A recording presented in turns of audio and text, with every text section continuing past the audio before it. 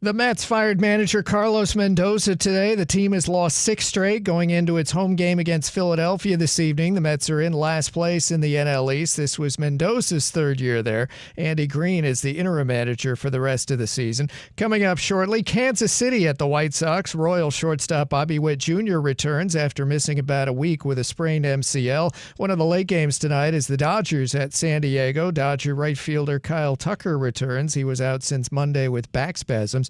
The Yankees are at Boston. Ben Rice of New York not starting. His batting average in June, .224.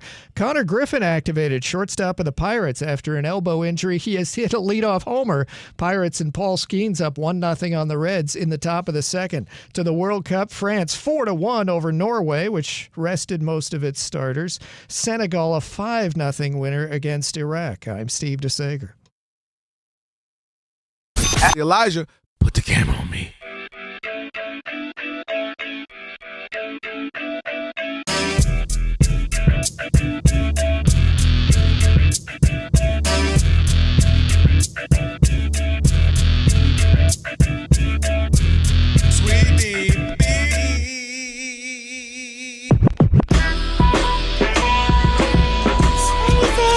Can this sports writer and this sports fan share a radio show without driving each other crazy? Now, live from the Fox Sports Radio studios, here's Fox Sports Radio's Odd Couple, Rob Parker and Kelvin Washington.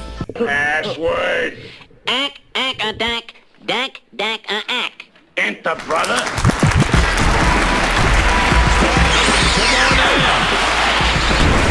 With that password, you now have full access to this very fine radio program for the next 3 hours. Not 2, not 3, not 4, not 5. There you go. Thank you, LeBron. No matter how you listen in, Fox Sports Radio, foxsportsradio.com, the iHeartRadio app, SiriusXM Channel 83. Wow. And now, live. We'll do it live. On YouTube.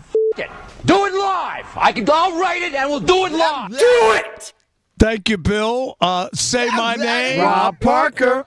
Say his name. Kelvin Washington. And we are indeed the odd couple on this funky flashback Friday. And guess what? You'll need our phone number because we are, without question, the most listener-friendly national sports talk radio show on the planet. Aaron Maller. On the planet. Aaron Judge. On the Keep planet. going. Aaron Rodgers. Aaron Rodgers. On the planet. Aaron Glenn. There you go. No Aaron Glenn. Stop. Okay. At least when people are still awake. Sorry about that, Ben, but, people need to be awake if we're going to do all that. Man, it don't count. No doubt. All right, and guess what? I'll tell you, write down our telephone number. It's really simple. Committed to memory, 877-99 on Fox. For you laymen out there who can't figure out letters and numbers, it's 877-996-6369. And if you hear feedback on the line, it's your own fault. It means only one thing. You forgot to turn down the radio. And if you call in here, I have a problem with what we say to you, tough, because... Well, I'm talking to you the way I want to talk to you. You have a problem, turn off your station. That's right. And with all that said, always remember... The Odd Couple was filmed in front of a live audience. Sweet-oo-beanie. Somebody was out here eating ribs, lobsters, and steaks. Yeah. Oh, God. Let's go, Big Show. Let me welcome in my co-host. He is... Petty Washington. He's petty, Alex, all I'm right. gonna spit my coffee out. Don't ever do that again, Alex. Don't make me waste my $12 coffee as Rob G likes to get mad at me about. My bad. Yeah, I'm good, man. I don't know if I'm as good as you. I had in and out with my children. that wasn't hitting like steaks and lobsters out here in these New York streets. Man, the 2 trips I've been in, Mastro's, taken out to dinner by Chris Broussard and my friend Wanda tonight. Just fantastic. Hey, I feel Mastro's blessed. supposed to be sparingly. You done hit Mastro's twice in a week. Twice in 2 weeks, right? Yeah. Unbelievable. Living it up, man. No. It looked good, though. All good. Yeah. Lobster steak, a great dinner, 52nd Street here, right? 3 blocks from the radio station here in New York. So it's actually great. No, I'm good, man. Friday, feeling good. Yeah. Funky Flashback Friday, man. Looking forward to the weekend, little Rex and relaxation. I might get out there and swing some clubs. I'm really trying to get out there, Rob. If I can swing some clubs, even if it's just on a range by myself or with a coach, instructor, I'll be happy. Go ahead. Go out there. Have some fun. Nothing wrong with that. I'll be back in L.A. and back on KNBC for the post-game baseball show this Sunday night after Sunday Night Baseball on NBC. So I'll be back into the swing of it and in studio and working all next week. Never miss we're good. There you go. You just had to say that. I learned from the best. I'm going to talk to Olivia and let her know that you don't watch our show. It's all good. No, it's all good. I never miss it. That's right, Broussard. He knows. Hey, you know what? Wish me some luck, too, man. Sunday, the SoCal Journalism Awards. I'm up. Thank you, bro. Okay, Brew. Okay, we got it. Okay, all right. Brew. We got it. I'm up for awards. So, Alex, Rob G., you, Parker, and Steve say, wish your boy some luck, man. I'm up Sunday. Good luck. I did a special on the Altadena fire out here, and I did a great special on the people and how they're enduring and persevering and nominated. So let's hopefully win Sunday. There you go. A lot of people lost their homes, but I'm up for an award. There you go. Oh, no, right. that's why the story was great. I We know, shared their stories. Alex, you know how I am. We was in the middle, literally in the middle of them streets, literally in a table in the middle of the streets, talking about what they've been going through and how they're frustrated and how they need help and how they're fighting through and persevering. So it's a good one. So that'll be Sunday. I'll let you know on Monday. If I come in sad, I didn't win. Yeah, hey, don't get your hopes up. You know how award shows go. Oh, and all that. You just got to be like, you just got to wait. Yeah. And if it happens, it's a great thing. Right, yeah. Definitely. Even but to be nominated means something. Yeah, I appreciate it. Let's get to it. All right, don't forget to check out our YouTube channel. That's right, just search Odd Couple FSR on YouTube and hit that subscribe button. And after you're done, you can tap the thumbs up icon, comment away, let us know how much I'm trashing Kelvin on any given topic as we go through it. Kevin! That's right. And again, just search Odd Couple FSR and subscribe.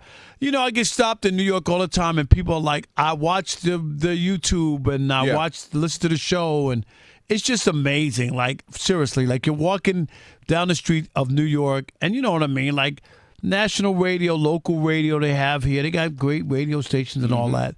And for them to still stop me and say how much they appreciate the show is great. So, well, not to mention our Twitter going crazy because of you know what. I don't even check Twitter like that. I forgot. I clicked it. I had like 195 notifications. I'm either they're just black and they don't like Caitlyn. Got a lot of that. Or, yeah, man, they keeping it real. Or stuck on, man, she's like the fourth best player. Okay, you got it.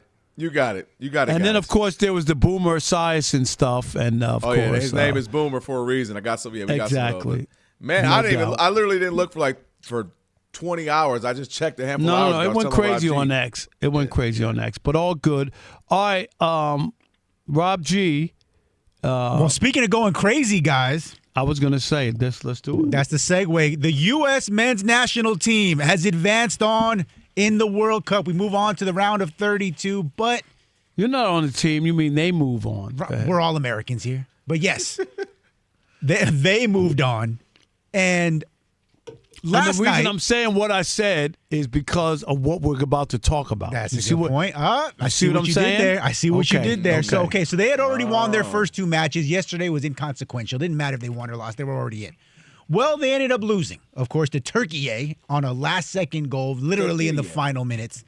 And after the match, U.S. men's national team coach Mauricio Pochettino seemed very miffed at the response he was getting from the reporters in the press conference. Take a listen. It's very positive to finish in the way that we finish. Cannot be possible, I'm sorry guys, it cannot be possible that Turkey finish celebrating the 3-point and Australia celebrating the qualification, Paraguay celebrating the qualification, and come here and for you not to say congratulations that we won the group. That is a little bit sad, but only that. I need to remember you and everyone that we won the group. Sorry, guys. We won.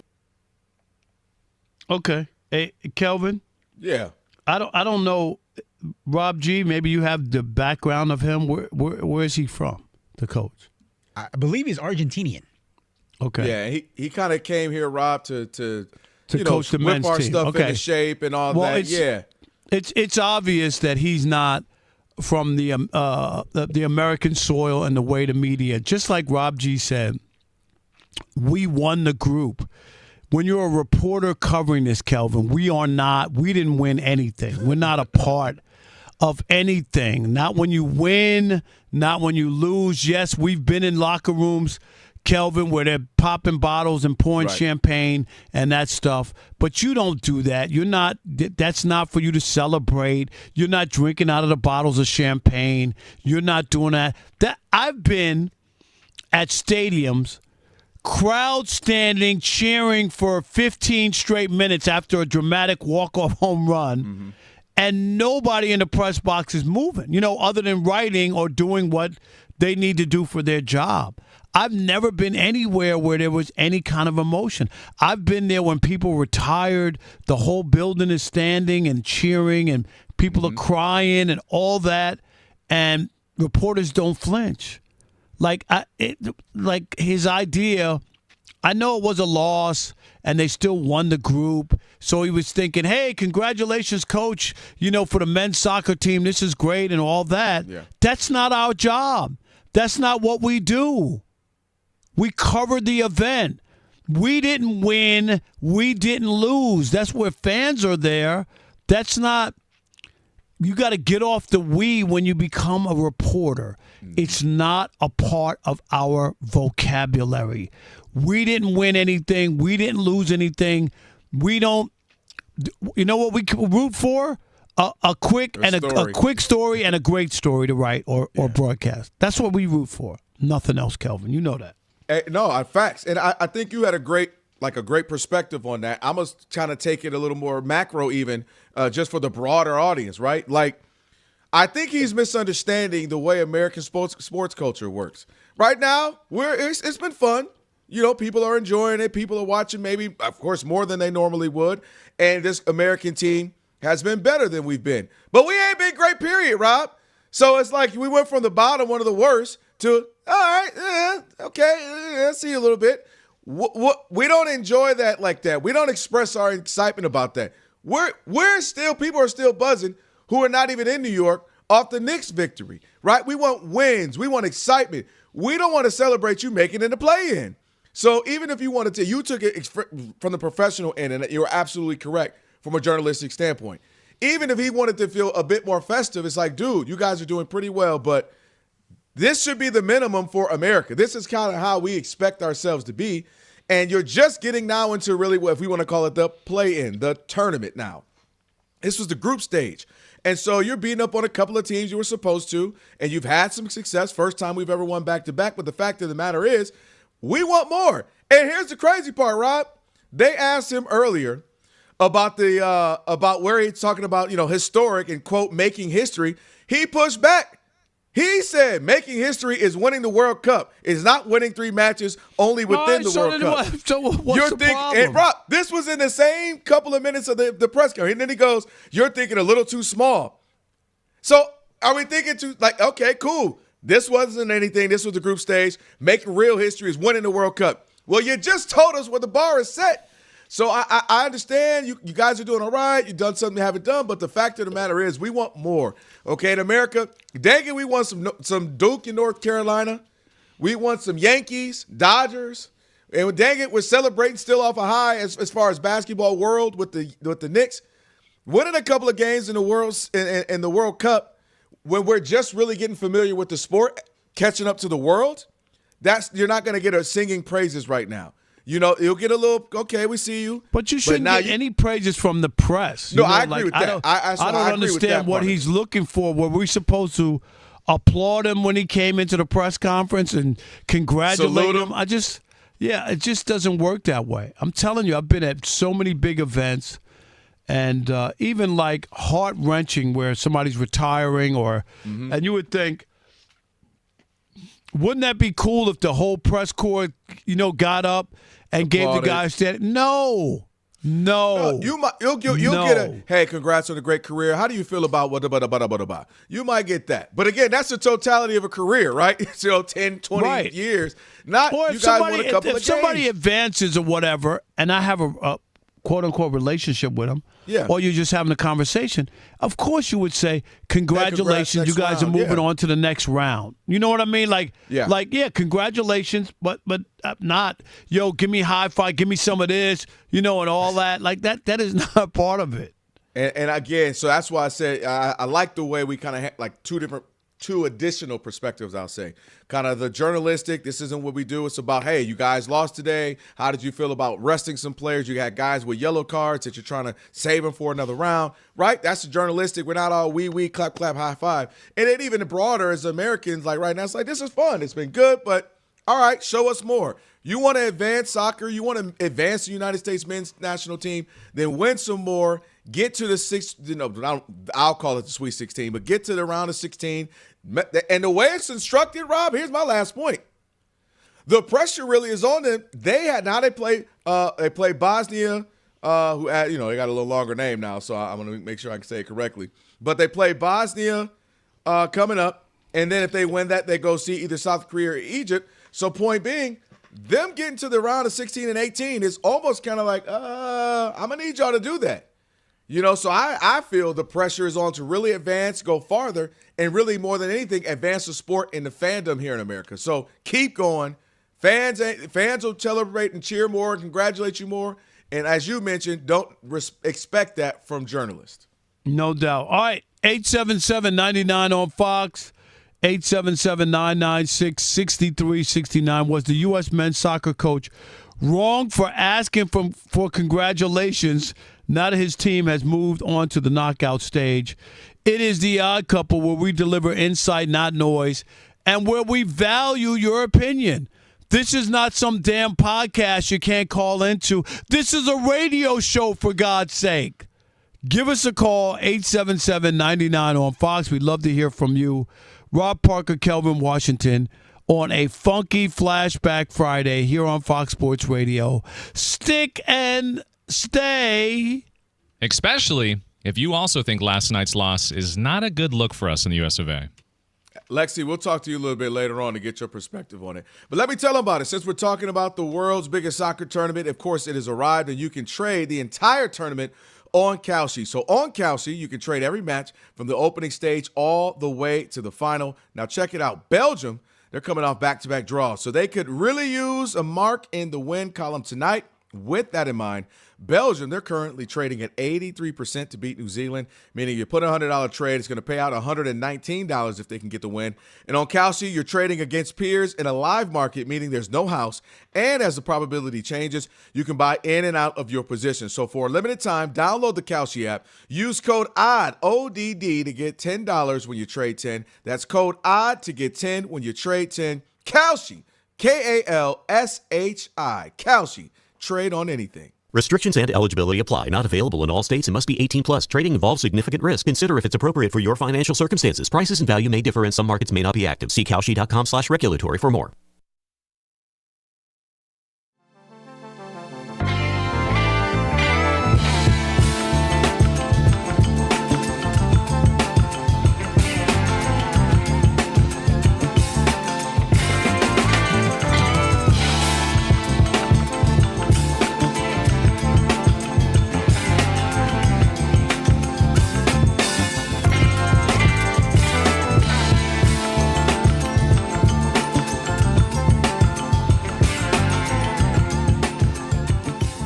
The discourse surrounding Caitlin Clark and how she's being treated by her WNBA peers has really gone off the rails once again.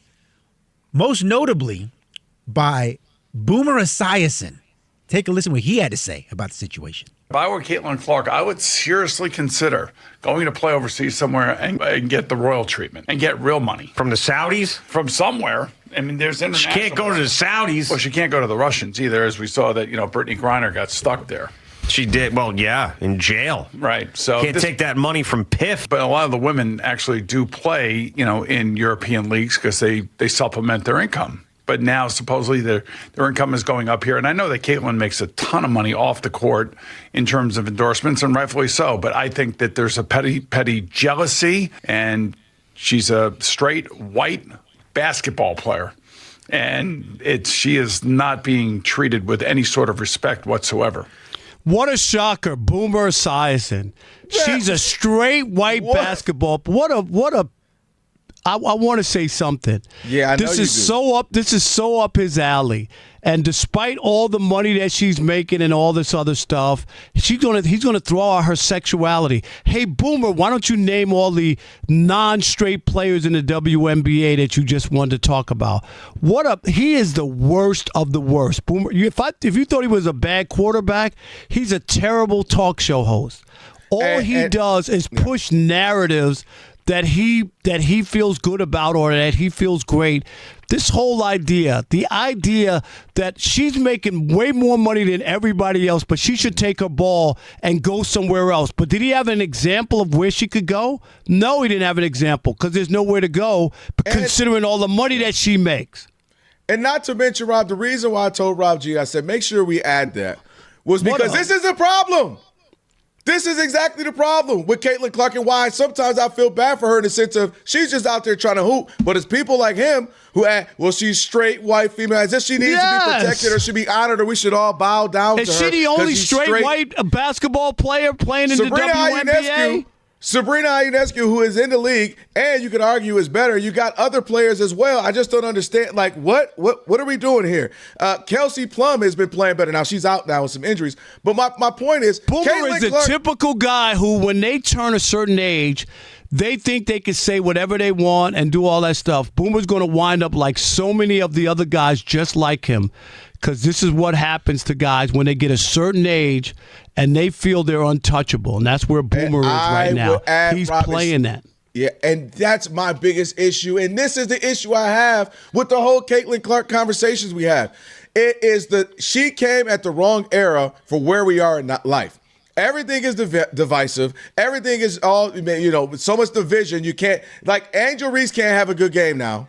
Because the things you see on social media from all the bros, she can't do this. How many layups? She made this. Everything is that now, right? Where she's straight white and a player. She should. What are we talking about? Did you hear what he said? I heard it, and that's why I said we got WFAN in New York. He's the same guy who thinks all the Knicks should go to Donald Trump and bow down to him. He's the same guy who attacked Abdul Carter. Yep.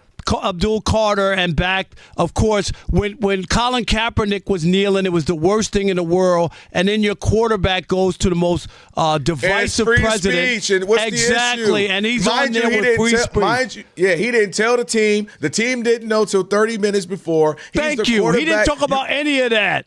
No, because he left all that stuff out. That's what Boomer Esiason is terrible. That's why they got rid of him at CBS. He's terrible. And that's the guy who continues to do this stuff. I don't know how. And then, of course, his partner's just a minor bird, so he's not going to push back on Boomer. It's awful radio. I can't believe that in this city, what does he call the mayor? Because the mayor's not a white guy who's 60 years old or whatever that and doesn't have the last name Cuomo. He calls him, what does he call him? What's the term? I probably don't want to know. I'll come up with it, but you know what I mean. Like something's wrong with him too because he's a different cat. So to get off of him, because forget him. I ain't even thinking about him. I only brought that up to say it's that type of sentiment that makes this where every other play, every other game is divisive. It's all the bros and the men and women are the problem. All that going on right now because Caitlin Clark is a really good player in the WNBA. That's it. She's a really good player. She's not the best, probably not even the top 8 or 10 right now. There are other people who are better.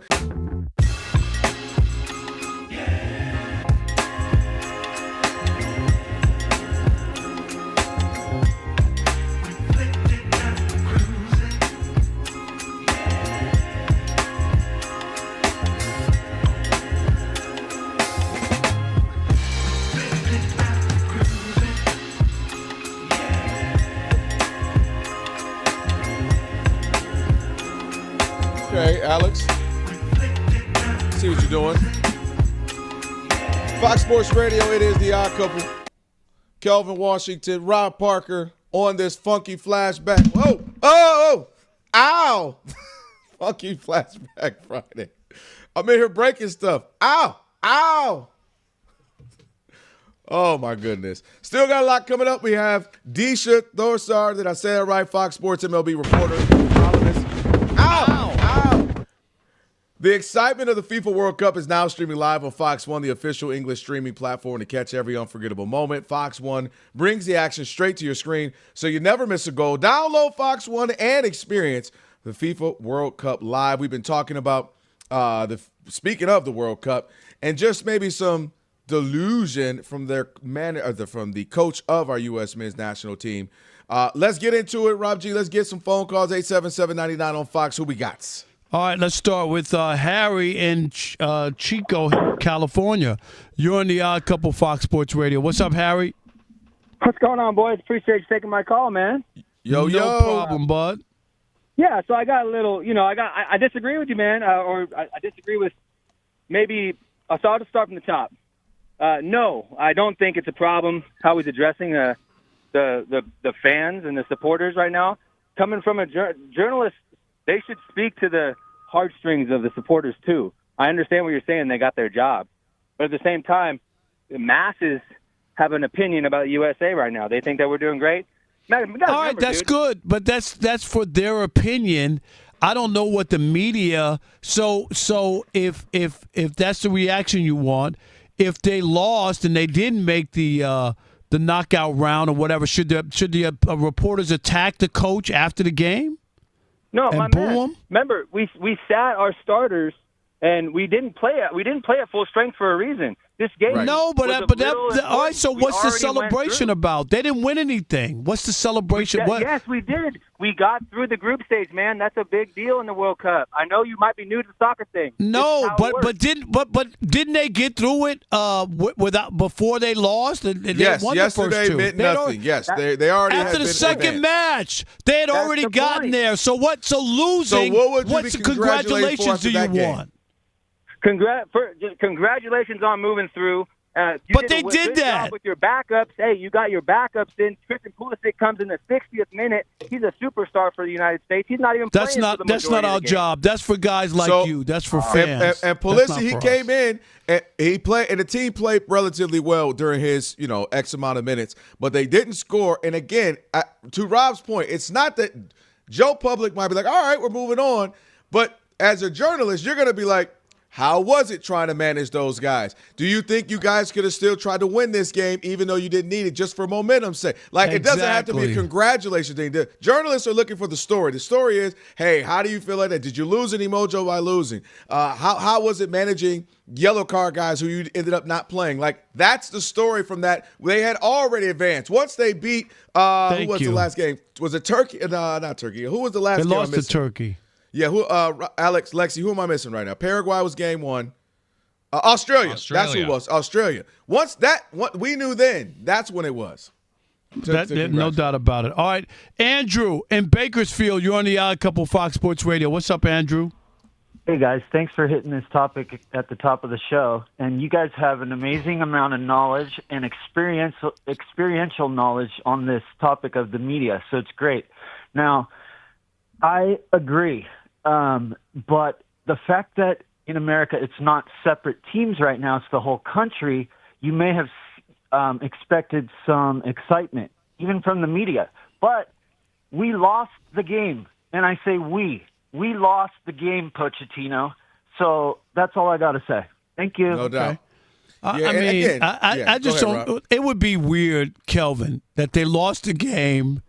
And then there's like, oh, congratulations, when they had already gotten to advance out of the group, right? Over the last few days, that's where the congratulations come from. Yes. Hey, you already advanced. Once the game ends, the storyline is like, Lexi, 10 seconds, they didn't have to win, but you kind of would have preferred them to. I know it's difficult managing lineups and yellow card guys and younger players and reserves, but you wanted to win, didn't you, Lexi? 1,000%. It's like you said, you didn't have to win, but you should have won because now you can show that the armor isn't pull-proof. You can be beaten. Even though it wasn't our full squad, somebody's going to roll their eyes and say, dude, those were our reserves. And I get but it's Turkey. They're going home. You shouldn't lose to them. All right, well, there you have it. Lexi said it. We ain't say it. All right, on the way, we're going to have a conversation with Disha Thosar, Fox Sports MLB reporter and columnist. And right now, they finally got it done in New York. I'm glad, too. Big facts. Well, we'll talk about that, too. Steve Sager. Hey there, coming up in a half an hour on Fox TV, it's Spain against Uruguay. The game's in Guadalajara, Mexico. Spain in the World Cup so far with a win and a tie. There are 2 games at 11 p.m. Eastern as well, including on Fox TV, Belgium against New Zealand in Vancouver. Already today in New England, France was a 4-1 winner over Norway, which sat most of its starter, Ousmane Dembele, with 3 goals in about the first 30 minutes of that game for France, which finishes 3-0 in group play.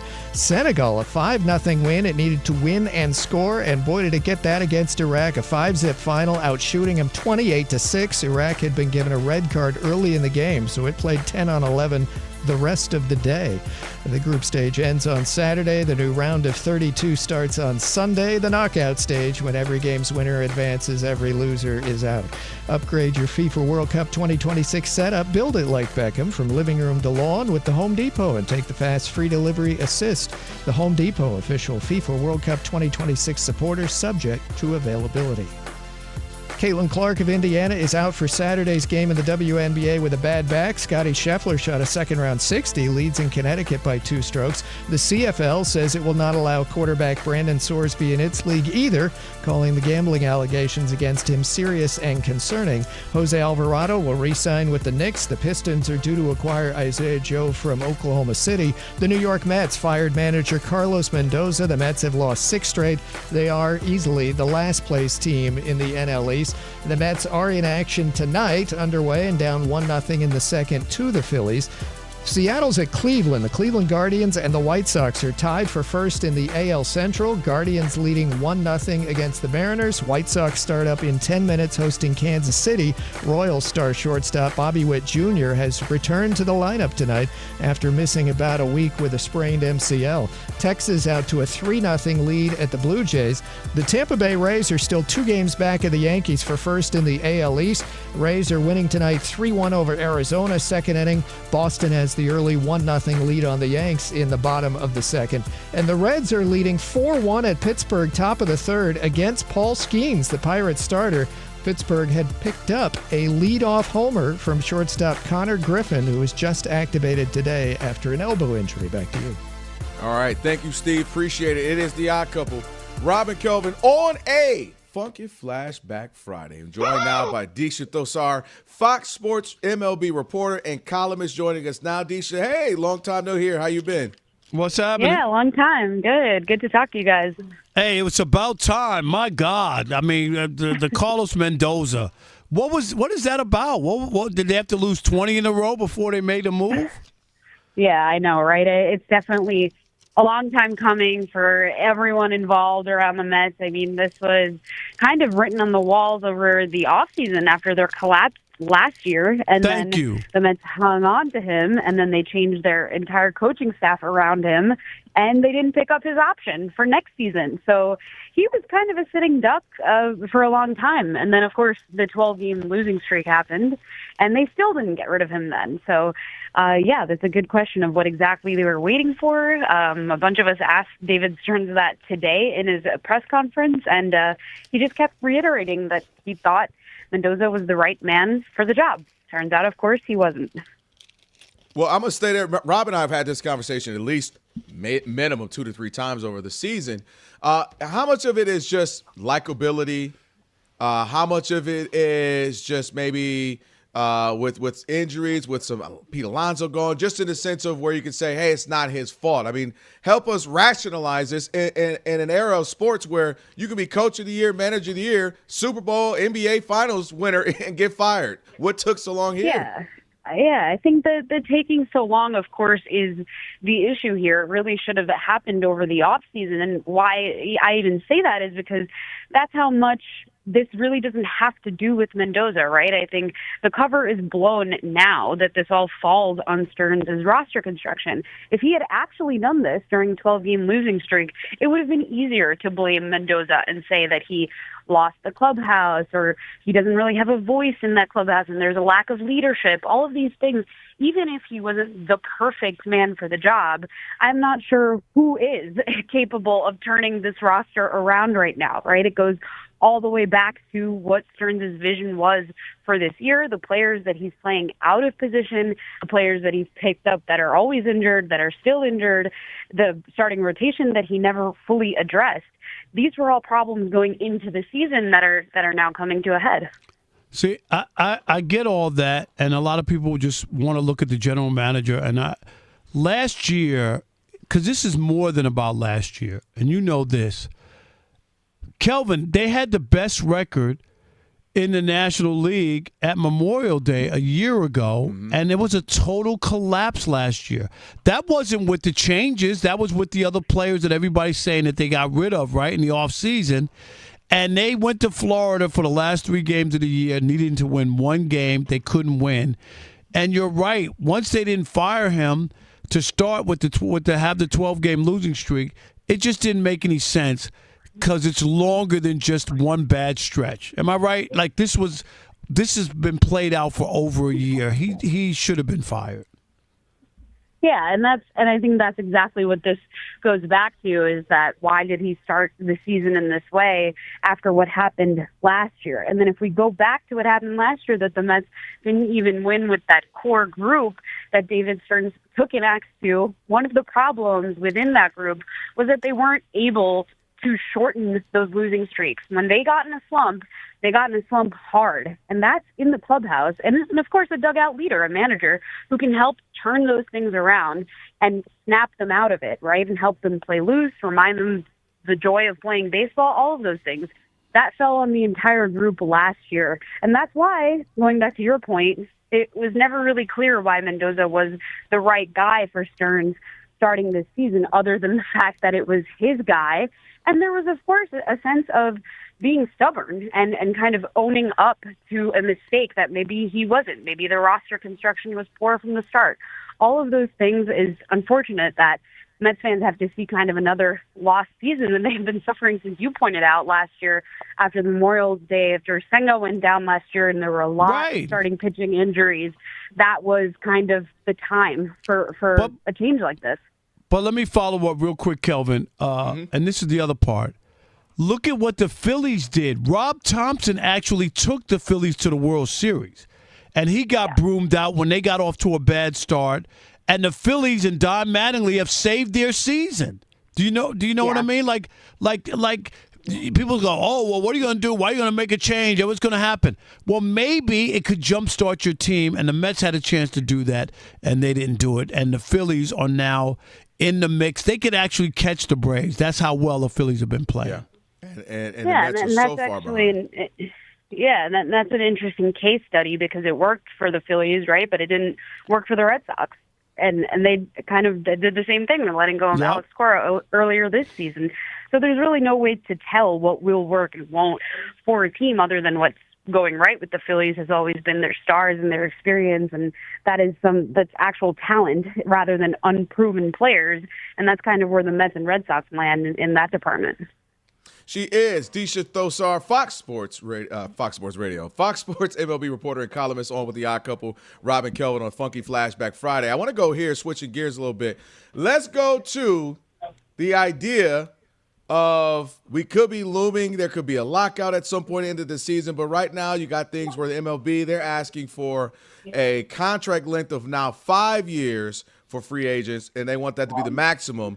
If you were to switch teams, you could get 6 years if you stay with your own team. And so they're wanting to up the minimum wage, minimum salary up to $1 million. So they want to do some things. But where are you right now with this contract negotiation? I know we're in the middle of a season, but all sides seemingly like we may be getting a lockout soon. Yeah, and I think that sense is definitely inevitable around everyone in baseball right now. What is encouraging is that we're already seeing some of this language coming out well before the CBA expires. So in that way, that can be looked at as a positive sign, as progress. Whether or not these are any deals that any one side is going to agree to is another. And I think really what MLB has thrown out there, some of those points that you mentioned, are kind of predictable, that the players union is not going to go for this. And of course, all of those things fall under the umbrella of them accepting a hard cap, first of all. So I think the league is kind of showing us right now what their playbook is going to be. And that even includes a lot more advertising and a lot of public sway of saying, this is why we need a salary cap right now. And I think that's the positive, is that it's already happening. That doesn't mean a lockout still won't happen, but maybe, the entire season next year won't be destroyed because of it. See, I'm with you. I think before, Kelvin, there would be no talk at all between the two sides, and it would happen after the end of at the World Series after that, and then you have a shorter window. The idea that they at least have thrown out these ideas, and hopefully with where baseball is and all the TV ratings and social media stuff and everything that's going on, they realize they don't want to mess this up. So maybe they can come to something, and it might be a different language, and not call it a salary cap. You know what I mean? In order for the union to kind of save face and figure it out. I just think that both sides understand how important this is. So I'm hoping that we get a season and they don't mess it up. Hey, real quick, Disher, one more for you. Halfway through the season, players get a chance to, call ABS. They get to, review a pitch. What do you make of it? You like it so far? You enjoying it? Yeah, I like it. I think it's definitely one of those funky additions that in the first year there's all these opinions kind of similar to the pitch clock, but now, we don't even talk about the pitch clock. I think the ABS system is going to be similar to that until we maybe uncover some things here, whether they are impacting guys, pitchers, especially the way that they deliver, the way that they attack guys. One of those could be someone like Mets right-hander Freddie Peralta, who has been a little not being as successful with his pitches at the top of the zone because players know they're just not going to bite. So things like that, I think the strategy behind it, I'm interested to see how it unfolds after a full season. But for the most part, I think this was, of course, overdue in just having at least some sense of umpire accountability behind the plate. All right. Well, we'll leave it there. Hey, Disha, have a great weekend. Disha, thank you so much. Appreciate it. Oh, of course. Anytime, guys. Happy to be on. All right. Make sure you give her a follow, Disha Thosar. You can follow her there on X. Appreciate it. As always, on the way, Shekel City, Tire Rack Play of the Day as well. Plus, the story that keeps on giving, Rob. Sorsby. Where is he at now? Who is not wanting him in their league? We'll explain. It's the Odd Couple on a Funky Flashback Friday. Stick with your boys, Fox Sports Radio.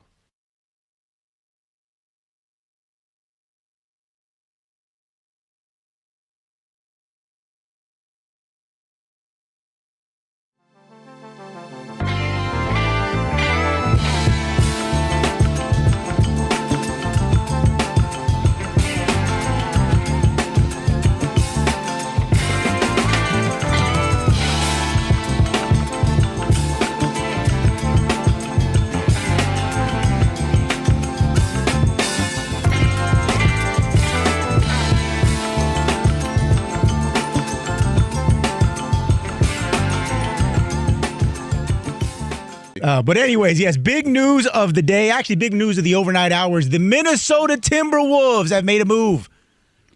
A couple of days after getting rid of Julius Randle, they've also got rid of Naz Reid, a first-round pick, a couple of first-round swaps, and a future second-rounder to get LaMelo Ball, point guard from the Charlotte Hornets. The Mercurial point guard moves from Charlotte to Minnesota as Anthony Edwards' new backcourt mate.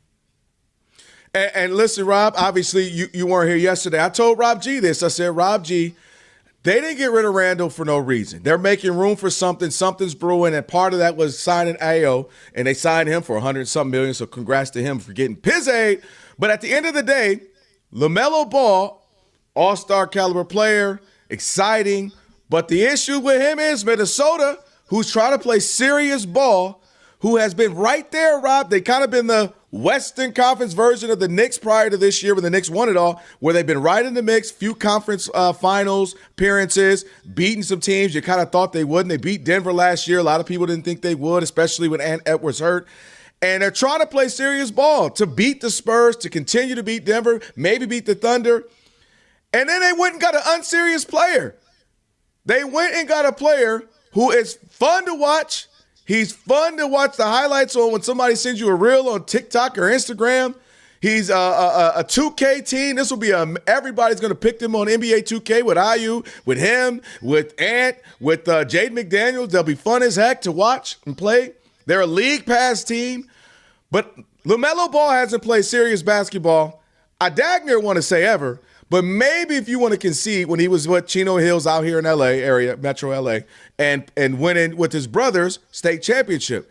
But as you know, because you and I discussed, and I used to live in Chino Hills, he didn't play the ball you would thought was winning. It was a lot of that was Lonzo, because when you watch their games, they're polar opposite. Lonzo's more team-oriented. He's more set the table for every people. Okay, he's more lock-up defense, all of that. LaMelo ain't playing no defense.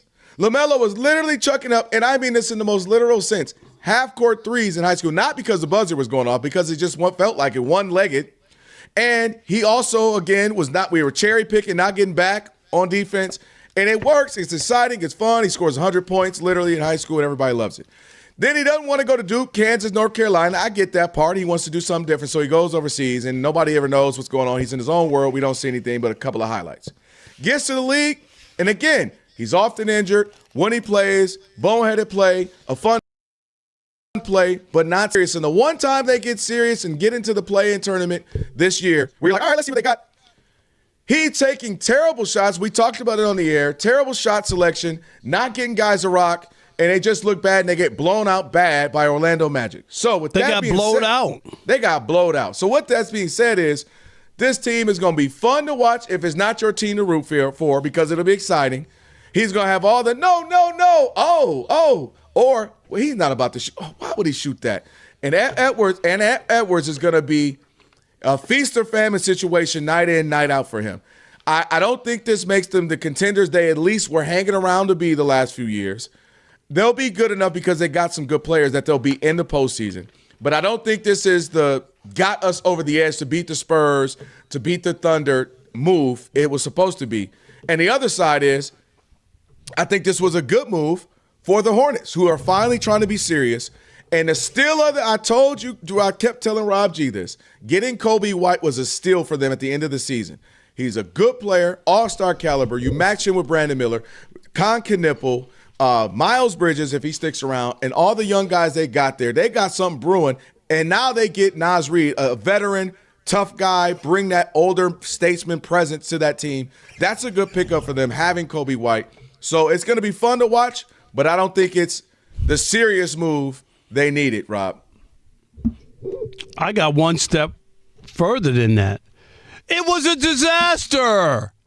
Whatever they were doing, they took a step back. He doesn't play winning basketball. He never has. You're asking him to do something that he hasn't done. You talked about it. Cherry picking, not getting back, all that other stuff.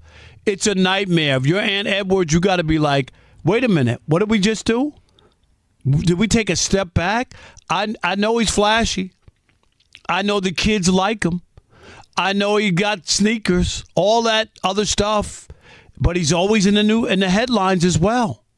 And my first thought was maybe, just maybe, Charlotte was saying we're going to preempt the Ja Morant situation we might have here with what has gone on with LaMelo of late. You know, and I'm talking about off the field, off the court.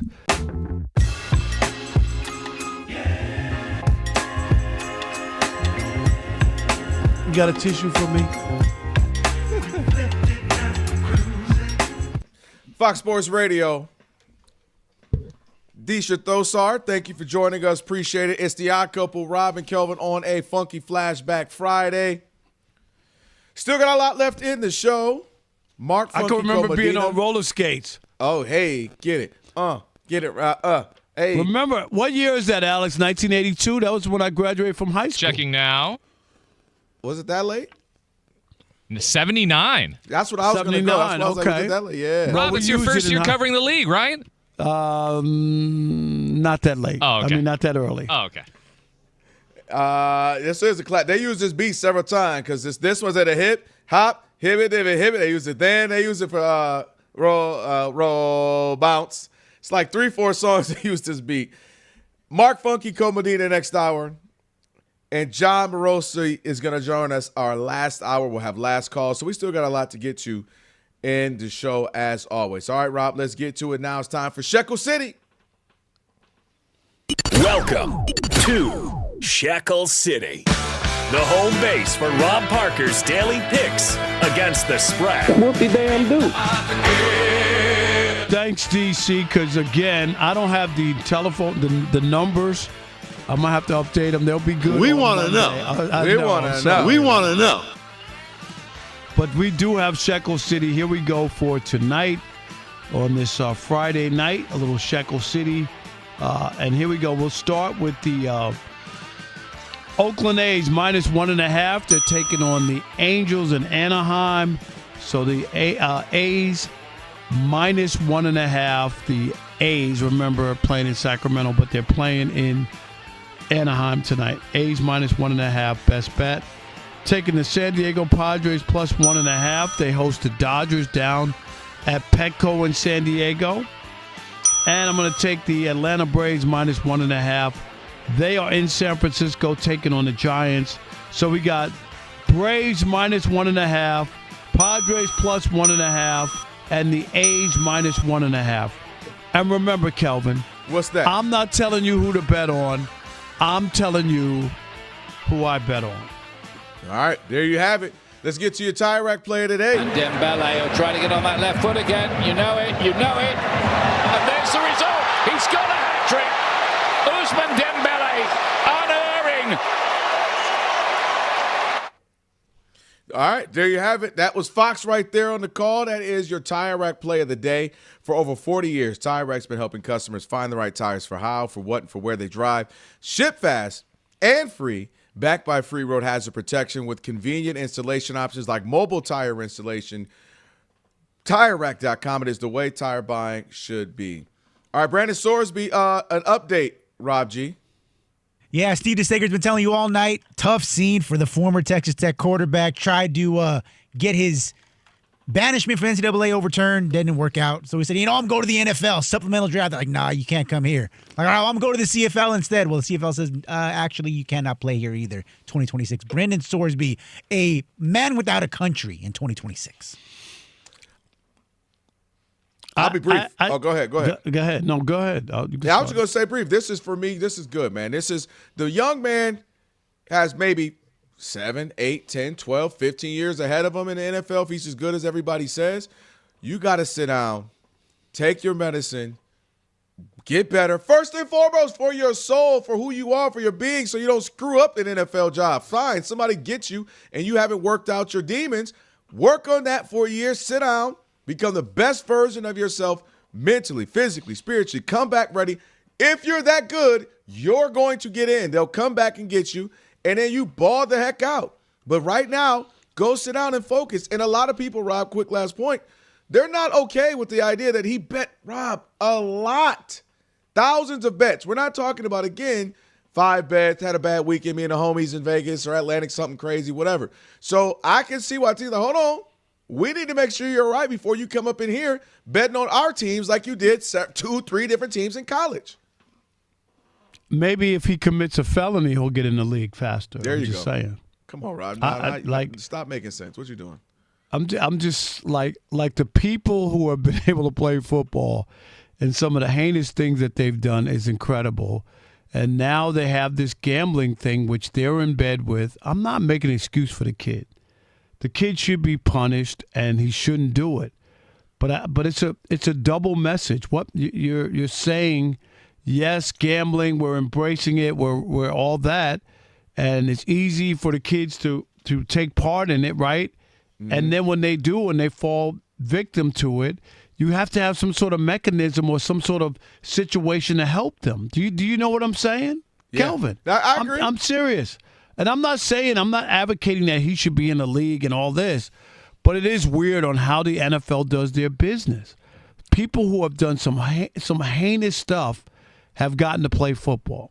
I don't disagree with that. I think the difference, Rob, and first of all, I completely agree. You know that. We've talked about it a million times. My only thing would be this is one of those things that they have always deemed, because it will jeopardize the integrity. People they already question the leagues if it's legit or not. But all I'm saying is going forward, if he's in the league and there's any monkey business or some weird game, Kelvin, or he throws a bad pick, they're going to point back to it.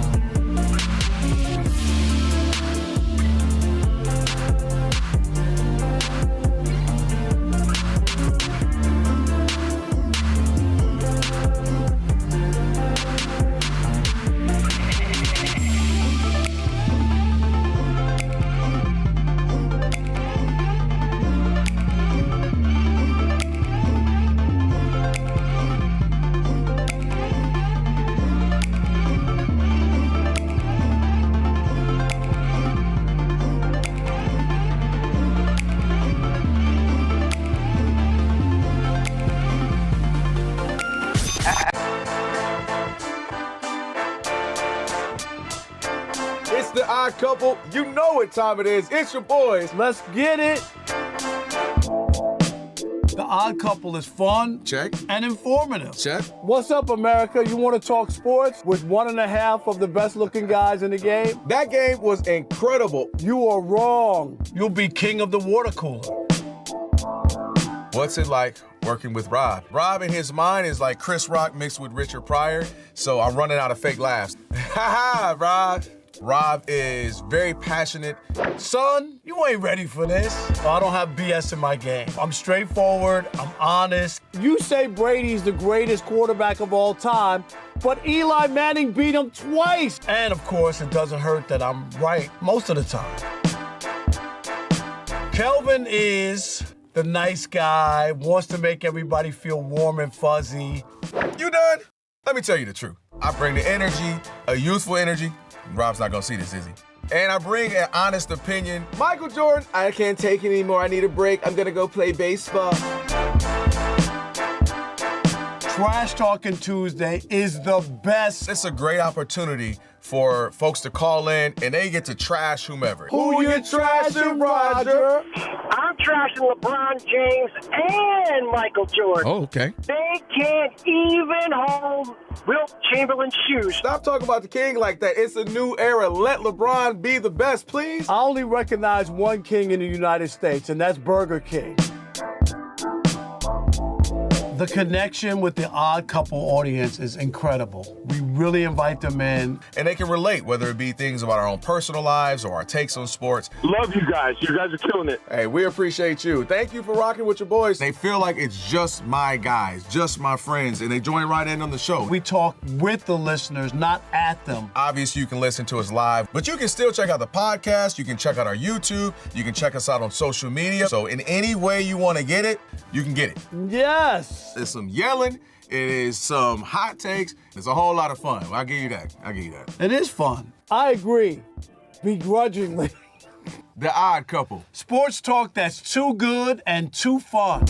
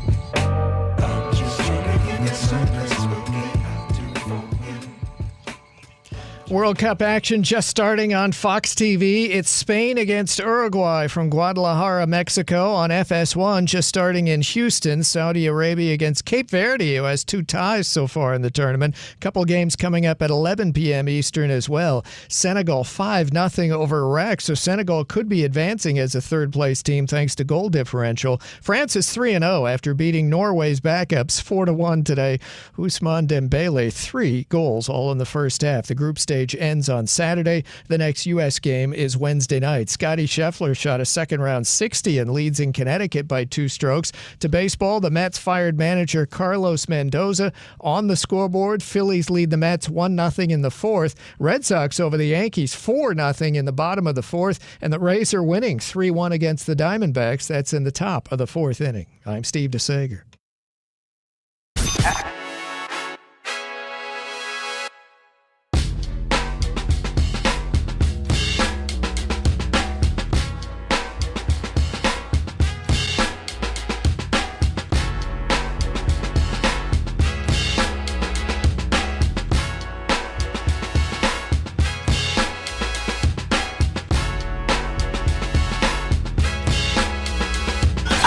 Can this sports writer and this sports fan share a radio show without driving each other crazy? Now, live from the Fox Sports Radio studios, here's Fox Sports Radio's Odd Couple, Rob Parker and Kelvin Washington. Hour number 2 of a ridiculous take by Kelvin Washington. It is the Odd Couple. Rob Parker, Kelvin Washington. Kelvin, I hope you're not serious about this because we're going to have a big problem going forward. Rob Parker, Kelvin Washington on a Funky Flashback Friday right here. Don't forget to check out our YouTube channel. Just search Odd Couple on YouTube. Hit that subscribe button. And please, after hearing Kelvin's take, do not unsubscribe. Please do not do it. Because I'm starting to worry about you. Just search Odd Couple FSR and subscribe. Don't forget, also coming up in about 28 minutes, Mark Funky Cole Medina on, of course, our Fox Sports Radio NBA Insider. So a lot to get to as we get to hour number 2. And we should also say tonight is Linda Cohn's last night as SportsCenter anchor after all these years. I think she's done the most SportsCenters, right? Like over 5,000 or something. Right, got to be. Heck of a career, man. Heck of a career. No, they have nothing negative to say. Congrats to her. I don't know her personally. Been around her a couple times, but yeah, I don't really know Linda either like that. I think we've been around, but not. I don't know her like that. Yeah, and I mean, so just to shoot, man, we talk about it. We just celebrated you 40 years a week or so ago, and it's just, yeah, if you can, any career path that long at the highest level back when, SportsCenter was the thing, like, and you're a part of that, building that up. Congrats to her. So hopefully, great retirement, whatever she chooses to do. And what I tell everybody in like my students and whatnot, and people who I mentor, whatever. Be ready because in the next 5 years, you're going to have a total overhaul of the sports media. Agree. Look at all the retirements. You see it, Kelvin. Like, seriously. Like 5 years. So be ready. Do what you got to do. Get in position. There'll be plenty of opportunities, plenty of gigs. I'm telling you. I see it because so many of my peers or whatnot are retiring, and then a couple other guys. Dan Patrick has already announced when he's going to retire in a couple of years. Yeah, and so on. So be ready because there will be opportunities out here if you're into sports and you want to get into the media. So if you want to apply at Fox Sports Radio, go to GetRob.com and drop a resume, and we'll see what we can do. Hey, you have a shot if you can wait for a few years, but it's coming. So I'm not knocking anybody if that's where they want to go, but I do fear for Kelvin. So Rob G, you misguided me on this conversation. It's a very good conversation. No, it's not. It's terrible. Well, but Rob, anyway. Rob, I will admit, Rob Parker, Rob G over here, masterminded, concocted over here. You producing, boy. I see what you're doing out here in these streets. It's a very, very good. Well, before we get to it, the YouTubians are weighing in. You guys want to hear some of that before we get to this big football conversation? Nothing that's like cut through because, it's a Friday. Everyone's getting for the weekend. So it's just a hodgepodge of comments. These are some of my favorites we're going to read for you guys right now. Broderick Crawford says, any possible way we can petition to get Rob Parker fired from Fox? He jumping on it early, like we just said. Give him a few more years. Let him settle in. The timing retire. is perfect. The timing. It's coming. Just relax. You can't wait. I've been on the air for 10 years at Fox. You can't give me a couple more years. I'll be gone. Don't worry about it. I will not be here forever. And then a big conversation from our World Cup topic there in hour one. They just wanted to say one thing. They said, Vincent McMillan, the realtor, calls himself the realtor, says, stop calling Alex Lessie, please. I'm begging you. I mean, it ain't like we calling him Bill. Alexis and Lexi, it ain't crazy. It's right there. It's like Robert and Bob. Like, you know what I mean? That's right. If you want your comments read on the air, pay us $1.99. We'll read anything. You should keep coming on the odd. Who are you, Mike Francesa? I didn't know that they could pay to get their comments read. Did you know that, Rob? Wait, I didn't know. Are you serious know that. Right now? Yes, they can pay to have it highlighted on the show. Hold up. And all the money goes directly to Elijah. Never heard of him. Which is nice. There you go. Unless he has money for it. So I'll pause. Yes, there you go. All right, let's get back to the Elijah, wait a minute, real quick. Elijah, you have to go get the who was it with Spike Lee from MSG? You remember the big pause moment? That was Gus Johnson. Gosh. Gus Johnson. There's a Gus Johnson video. Oh, that's great. That's top 3 worst ever in history of mankind. Rob G, you've seen it, right? Where they're I'm talking not sure. about. I'm not sure. You've seen it. They're talking about the trade the Knicks got Dan Dick out or something. And Spike Lee says, I like blank. And Gus Johnson, without blinking, he goes, pause. And then he continues. Keeps a straight face, not even. Rob G, you have to, you and Alex, you have to look at it. During the break. Okay. Yes, sir. Jason Terry is in the top 3 most egregious ever. Find that one, Alex, too. Like Fred, like Dick, the pick. There you go. Elijah, you got to add that audio to the pause. You have to. Pause. All right. Why do you say it so straight-faced? Play it again. Hold on, let me run it back. One more time. Here we go. It's a good night. So you like Zach Randolph? I like the trade. I like Zach. Like Fred, like Dick, the pick. Jeez. He said Gus is unbelievable. He didn't flinch. Oh, Gus. That is one of the all-time great moments. That's amazing. Because, bro, he was fighting for his life. He didn't want to do it. You know what I mean? He had to. He had to do it. But he's like, I had to. You said you like it. All right, go ahead, Rob. All right, let's get back to football. Training camps have opened, which means these guys are either talking to the media or they're doing podcasts. And, of course, one man who's done a podcast this week, our favorite quarterback, the official quarterback of the Odd Couple. We're waiting for his theme song anytime this summer. It's coming. Sam freaking Darnold was on the Bussin' with the Boys podcast talking about his feelings after winning that Super Bowl, and his answer may surprise you. Take a listen. I didn't play great in the Super Bowl. I missed way too many throws, and we still won. Our defense balled out, and I didn't turn the ball over, which helped. But dude, to win the Super Bowl that way, I was kind of bummed. You know what I mean? I get it. I want to freaking score. That's the true competitor's mentality. I want to score 40 points. You know what I mean? I want to go out there and ball out, and it's just dang, I didn't play my best football in the Super Bowl. That and sucks. You kind of. Kelvin, go ahead. You have the floor. I'll let you go ahead and expose yourself. I get it. I absolutely get it.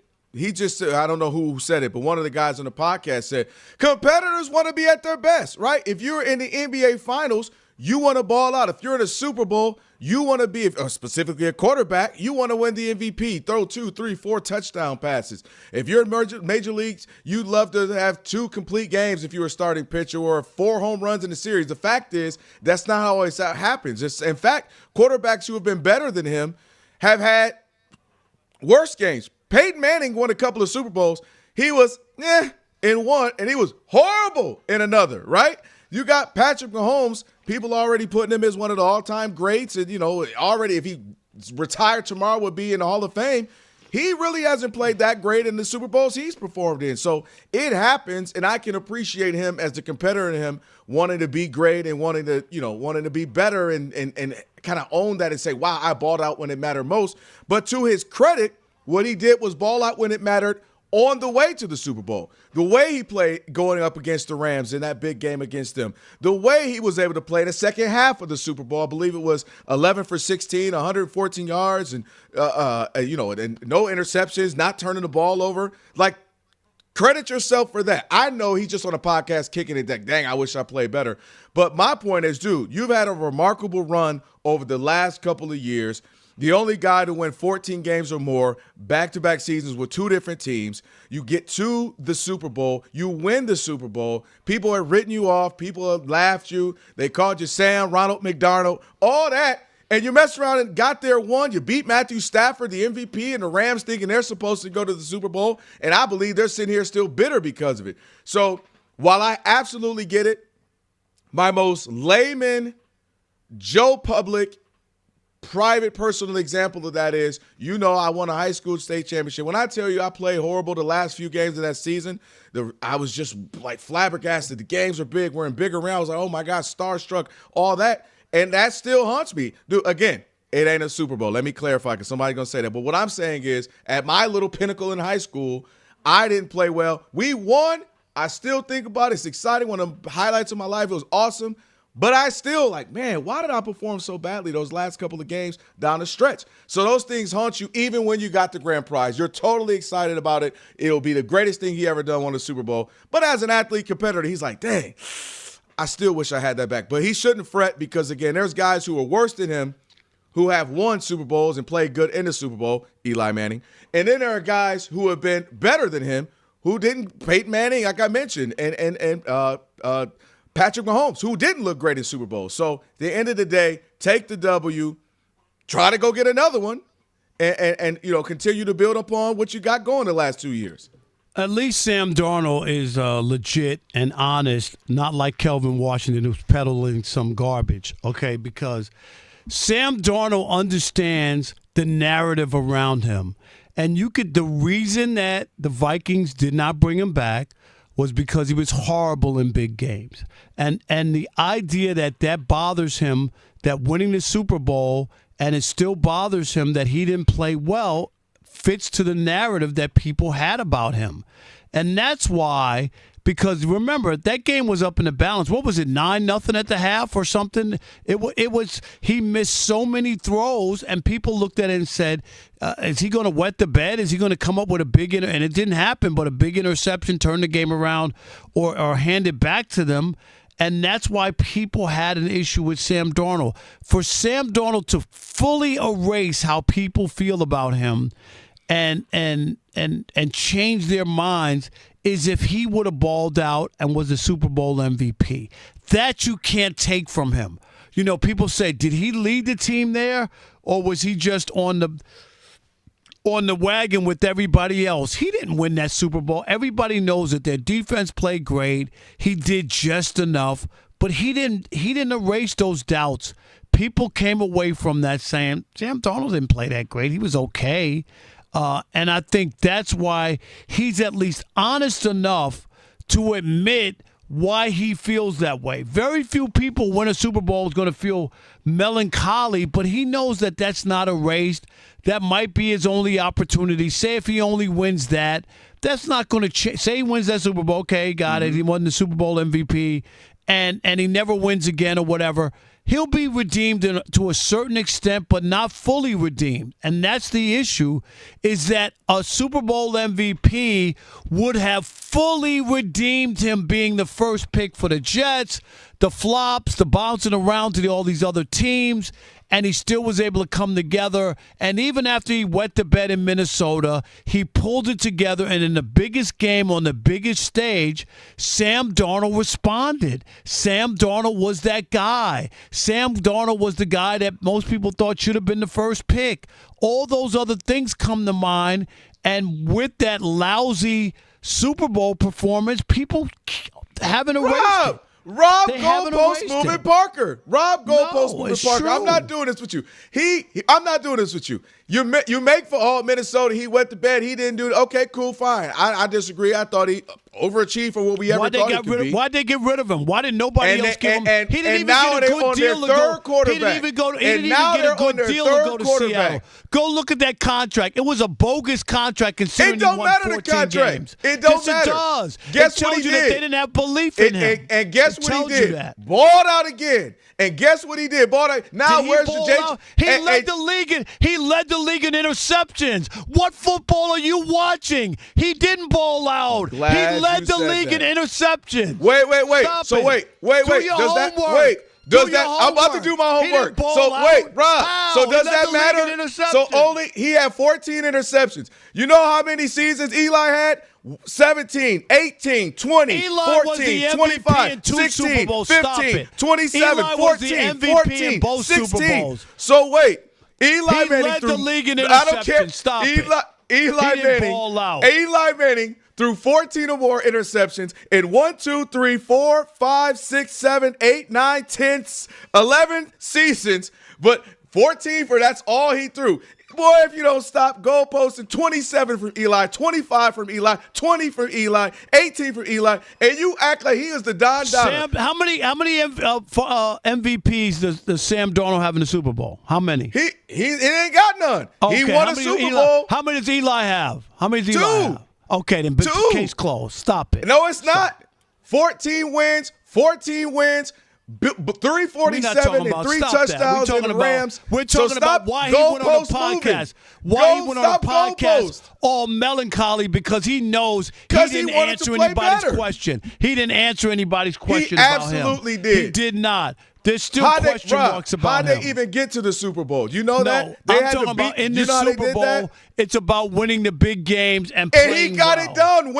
Wins and losses is the only thing on the menu. He beat the Rams, who was supposed to be the Super Bowl champs. He goes 25 of 36 for 346 yards, 3 touchdowns, no interceptions. He goes to the Super Bowl, no interceptions, 10 for 16, 114 yards and a touchdown in the second half. Stop moving the goalpost for the man. Nobody said he's the return of Joe Montana, but the man has been playing some good football for 2 seasons. That's why he was the MVP. That's why he was the MVP of the Super Bowl, because he played so great, right? I didn't say he had to be the Super Bowl MVP. Right. I said the man has been playing really good football for 2 straight years, 14 in the Super Bowl title. Pay that man some respect. You keep talking about 14. He didn't win them by himself, dude. Can you stop? Wait a minute. So now quarterbacks win. Nobody wins it by Rob Parker. Don't nobody win it by himself. You're giving him way too much credit. All right. Seattle had a great defense. All right. Here we go. 877-99 on Fox. 877-996-6369. Is it fair to compare Sam Darnold to Eli Manning? Just blasphemy. You know, Kelvin, this is when I realize you're reading the news on Spectrum.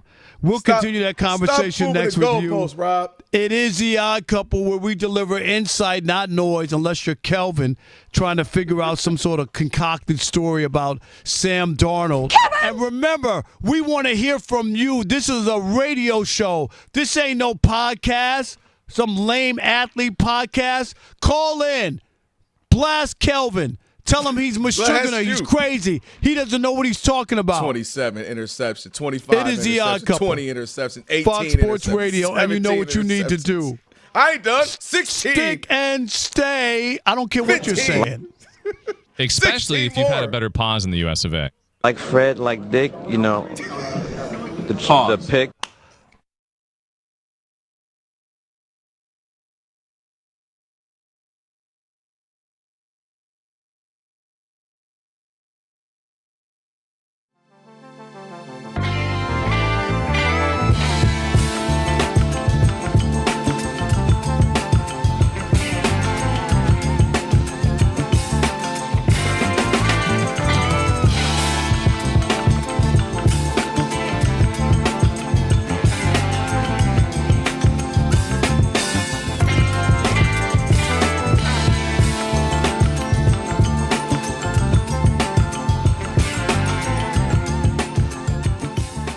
All right, Rob G., we got breaking news last night, I guess, right?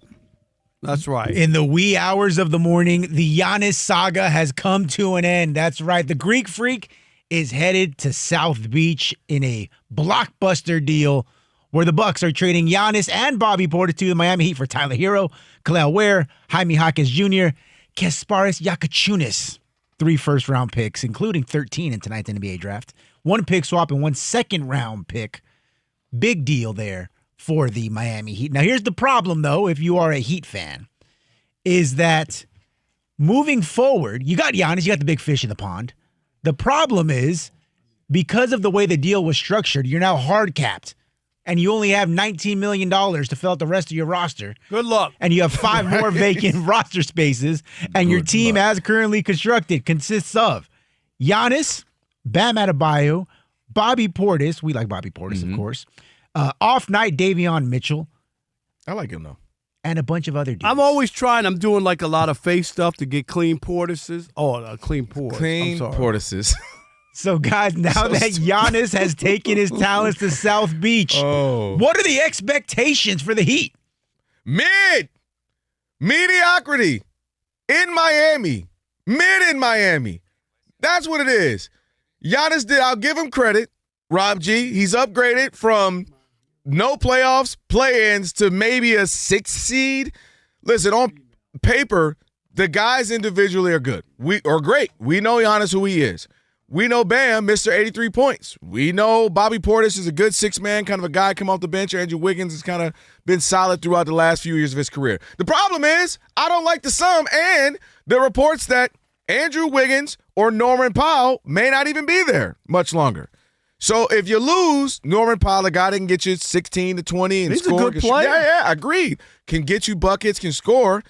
You lose him, you lose another weapon, and you lose another guy, as you mentioned, Rob, who's shooting 40% from 3 most of the last few years. So if you lose a Norman Powell, or you lose an Andrew Wiggins, guys who can play some defense, especially Wiggins, who can hit some shots. Wiggins hitting 40% from 3 last couple years. Now you're really hurt.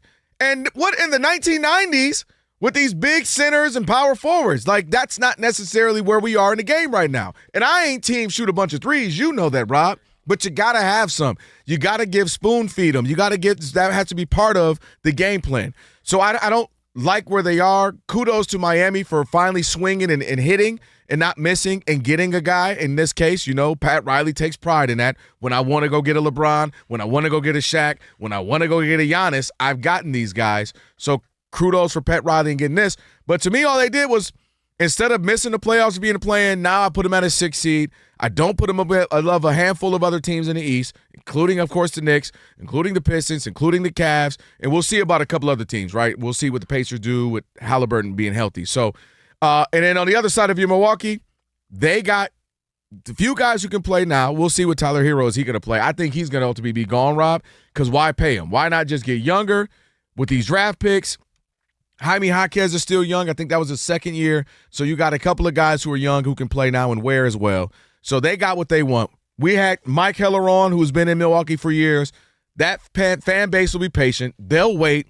They'll say we got our ring a handful of years ago. We're good for a few years. They'll be okay. They can wait. But Miami, Giannis gets to be down there. It'll be better weather. It'll be no income tax. And he can hang out there and have some Mai Tais, but I don't think it's getting him to the NBA championship whatsoever, Rob. Bring the suntan lotion, because I'm with you. I don't see this as like game changer. Yeah. Oh my God, they just won the East and they're going to the NBA Finals, and their head coach Eric Estrada, is that his name? No, the other one. That's the other Eric Spoelstra. Eric Spoelstra. I'm sorry. Racist. What? No. That's got to be racist. What? Why? Another Eric. If I said Eric Jones, would that have been different? Yeah, see? Eric Estrada, like, okay. So stupid. I'm just saying. So stupid. But, hey, you know what? Go ahead, Giannis. You got your wish. Go down to Miami again. Save all that income tax money, state income tax money, good stuff. Get your drink on. Miami, great place. Have you spent time down there? Oh, yeah. I mean, Miami's we awesome. were down there together in 2019. Awesome time. We were at the Rob G, had you been there? You weren't there yet, I don't think, when we found out that Kobe died. We were at the Super Bowl down there. Oh, remember that. It was a day party, and, it spread like wildfire. Dude, we could do a whole segment on that. But the big thing, really, if you're Milwaukee, You got your hero. They're winning because they already won a championship.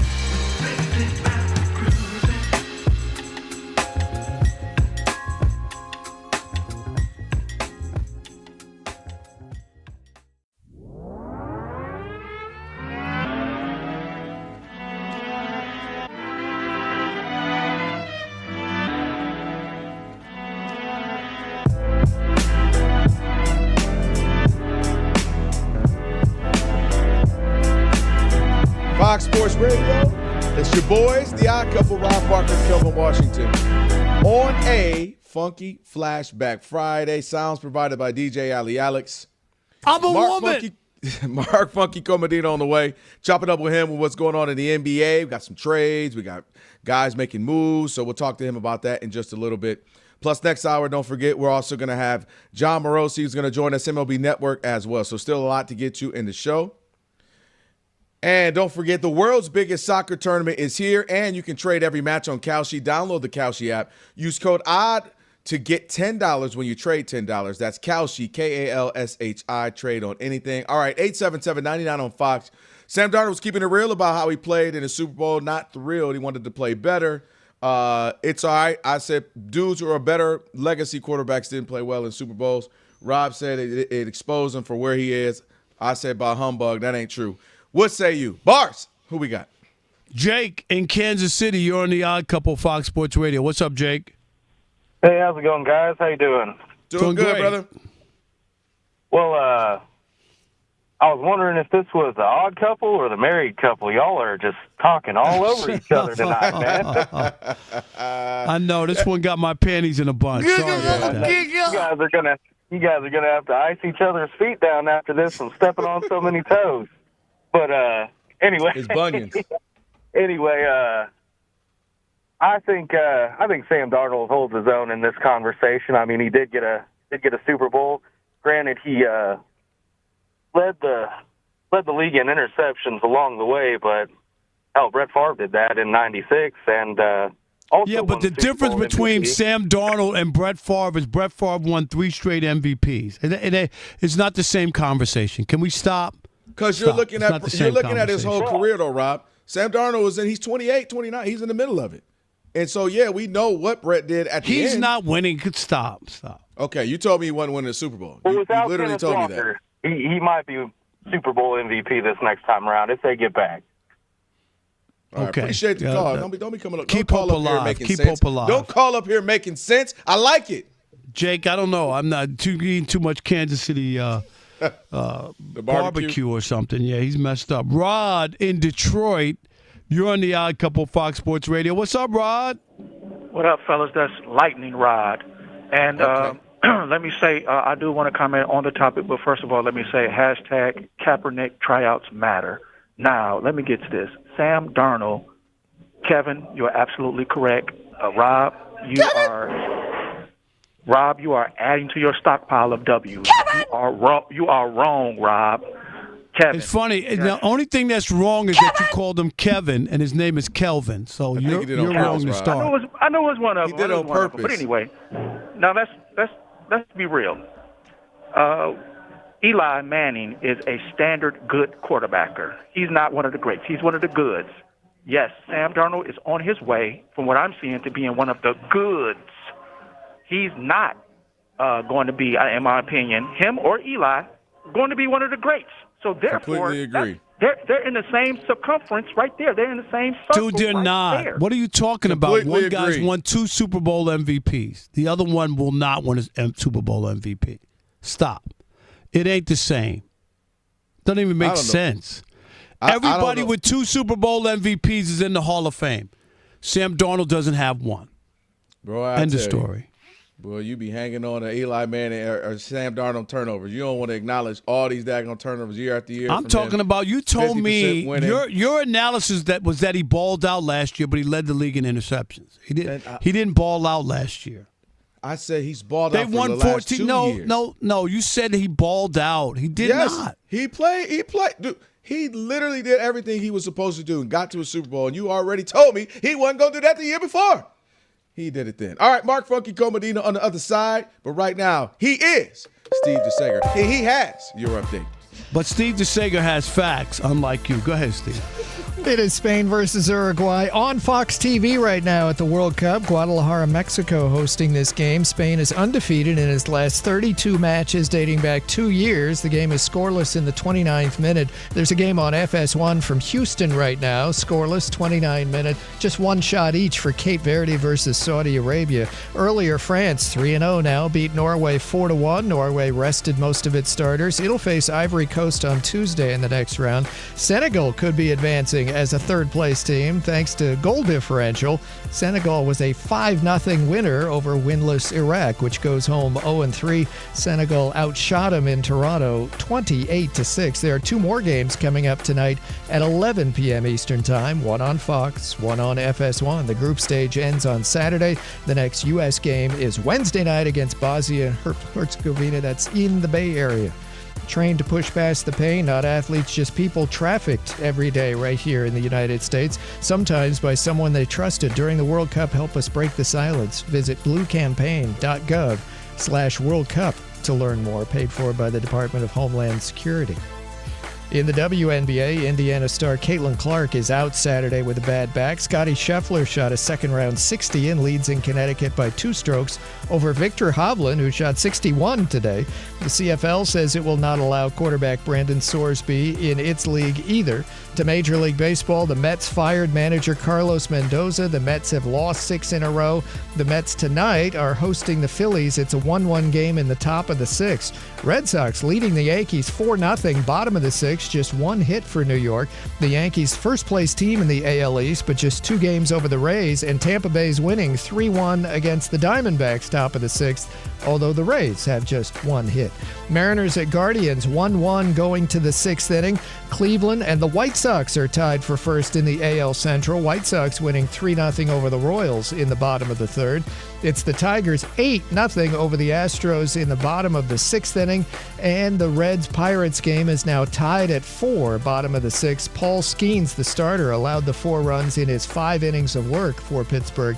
By the way, Jacob Misiorowski on the mound through 105. Brewers are scoreless against the Cubs, bottom of the 3rd. It is inhuman, actually. Back to you. All right. Hey, appreciate you, Steve. Thank you, Odd Couple. On a Funky Flashback Friday. Now we are joined by our man, Mark Funky Medina, Fox Sports Radio NBA Insider. You want to follow him, hit him up, @MarkG_Medina on X. What's up, Mark? Hey, how's it going, Kelvin? Good to hear from you. Where's Rob at? I wonder what he has to say about Mike Brown. Oh, let's go there. Dang. Started off with we got news going on. That's old news now. Can we talk about what's happening? We got trades going on, Mark. People want to hear current, not 2 weeks ago. I had to hear you and Mitch Heller all daggone day yesterday yelling at me about some old Mitch Johnson. I don't want to hear about that. Well, I heard it, but I was curious if maybe you'd at least give him some kudos. But I guess not. We'll talk about the trades. That's fine. Well, let's talk about the biggest one. Maybe figuratively and literally. Giannis Antetokounmpo down in Miami now. What does that do for you? They change anything? Is there a winner in the trade? Where are you at with it? The only thing that changes is that Giannis Antetokounmpo is wearing a different uniform. I don't think this changes the Heat's trajectory. Yes, they're going to be better than they were before, but what were they before? They were barely a play-in team. They're still not a contender. I think, defensively they're good with Bam Adebayo and Giannis, but both players are limited offensively, even if, Bam Adebayo now has the 2nd highest scoring total of all time. They don't have the consistent shooting around them without Tyler Hero, and that's been the recipe for what usually influences whether Giannis has a successful or failed season. The other thing is Giannis has had a pretty bad track record of staying healthy the last 3 years. So I don't think it really moves the needle. It's a move that the Heat need to make just to give themselves some better fighting chance. It's a move the Bucks need to make because they're clearly in rebuilding. They had to get some assets, but I don't think it changes the Eastern Conference landscape dramatically. All right, and what about the LaMelo Ball trade and him going to Minnesota? And just interesting because he doesn't, to me, play winning basketball. And I explain this one to me.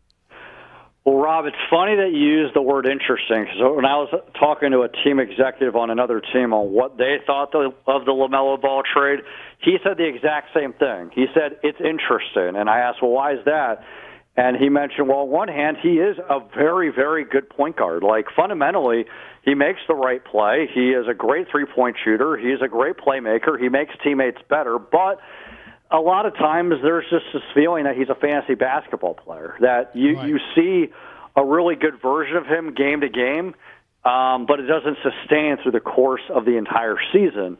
And there's the whole injury questions. Now, this year he turned a corner for the better, that he was more available, but that doesn't necessarily mean he's going to be Mr. Iron Man. So, yeah, he'll be entertaining. He'll help win games, but I don't think he'll help them win meaningful basketball games. So when you're looking at Minnesota here, they gave up a pretty significant player, Naz Reid, who has always been one of their unsung heroes, sixth man of the year candidate, has done so many great things with intangibles, work on the glass. He had a really sneaky good three-point shooting range that made him very valuable. And he was also someone that was able to close lineups because of Rudy Gobert's defensive deficiencies and Julius Randle as well. So, yeah, I'm not too high on this move, even though I know that it can make it entertaining.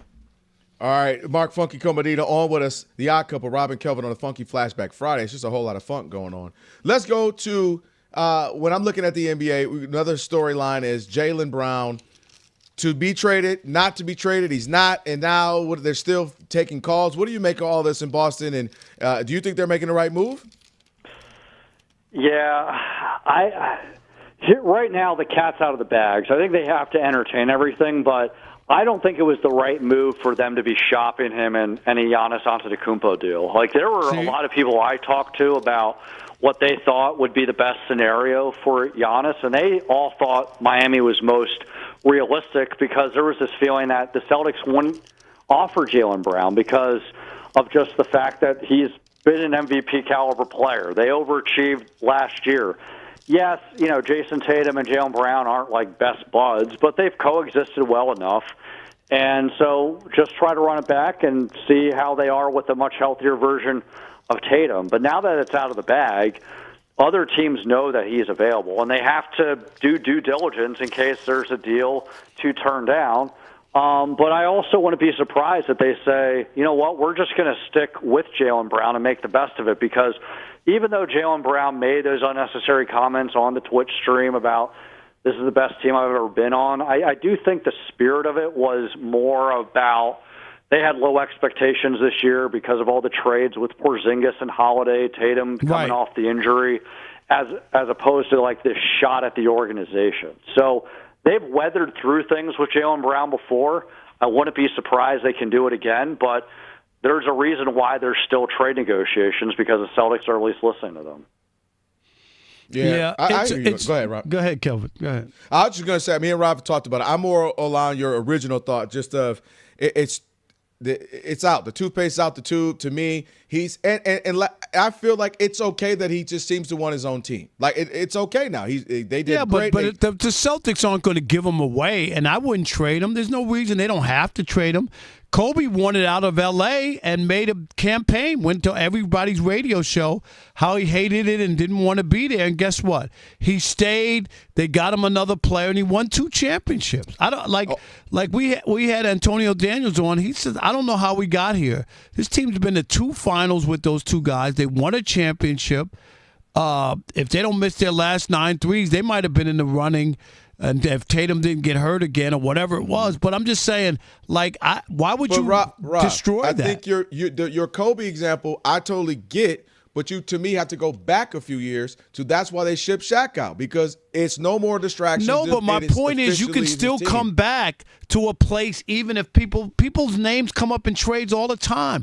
This thing, the toothpaste is out of the tube. If nobody, Mark, offers them something viable or reasonable, you're going to give away Jaylen Brown? I don't think you are. No, and here's the thing, to go to the Laker variable, I know clearly we all know that Shaq and Kobe didn't go along, but the other wrinkle that influenced why they traded Shaq is Jerry Buss thought that Shaq was on the physical decline. And in this case with the Celtics, like Jason Tatum is coming off an Achilles injury. There's questions about his health, but he's in his prime. Like, both of these players still have that good window, and they've shown they can coexist. Like, I get it. Jaylen Brown has liked being the number one guy. There was some invigoration this season with him showing that he can be that guy, but I think to his credit, he has adjusted his game when Jason Tatum has been on the floor. And these problems of how to figure out how to coexist, those were very early in their career. Ever since the championship in 2024, they figured it out, and I don't have a doubt they can figure it out again.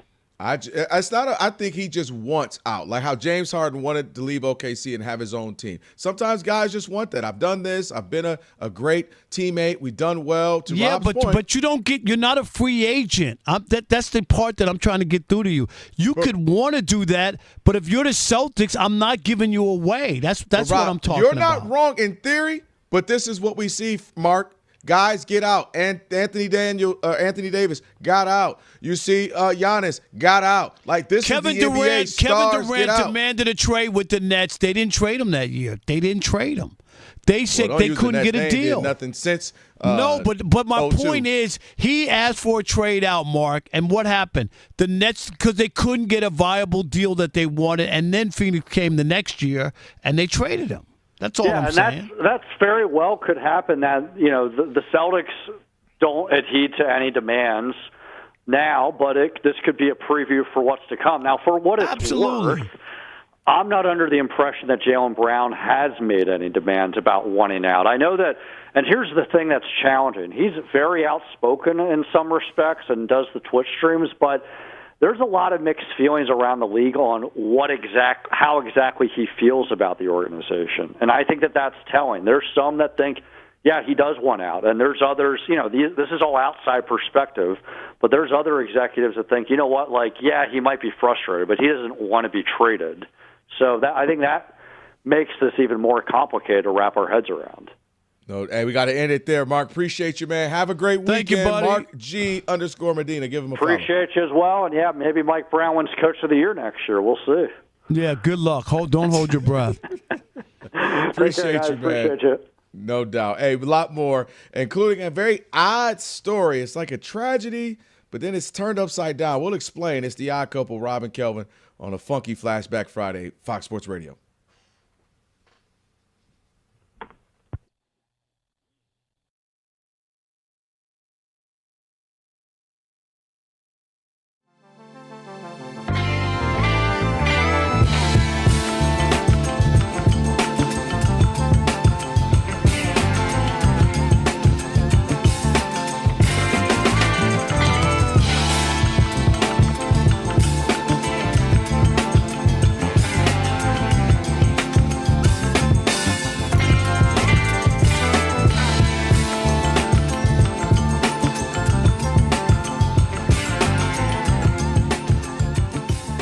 We got some stuff to get to. First, we got to start with that. Rob was wrong.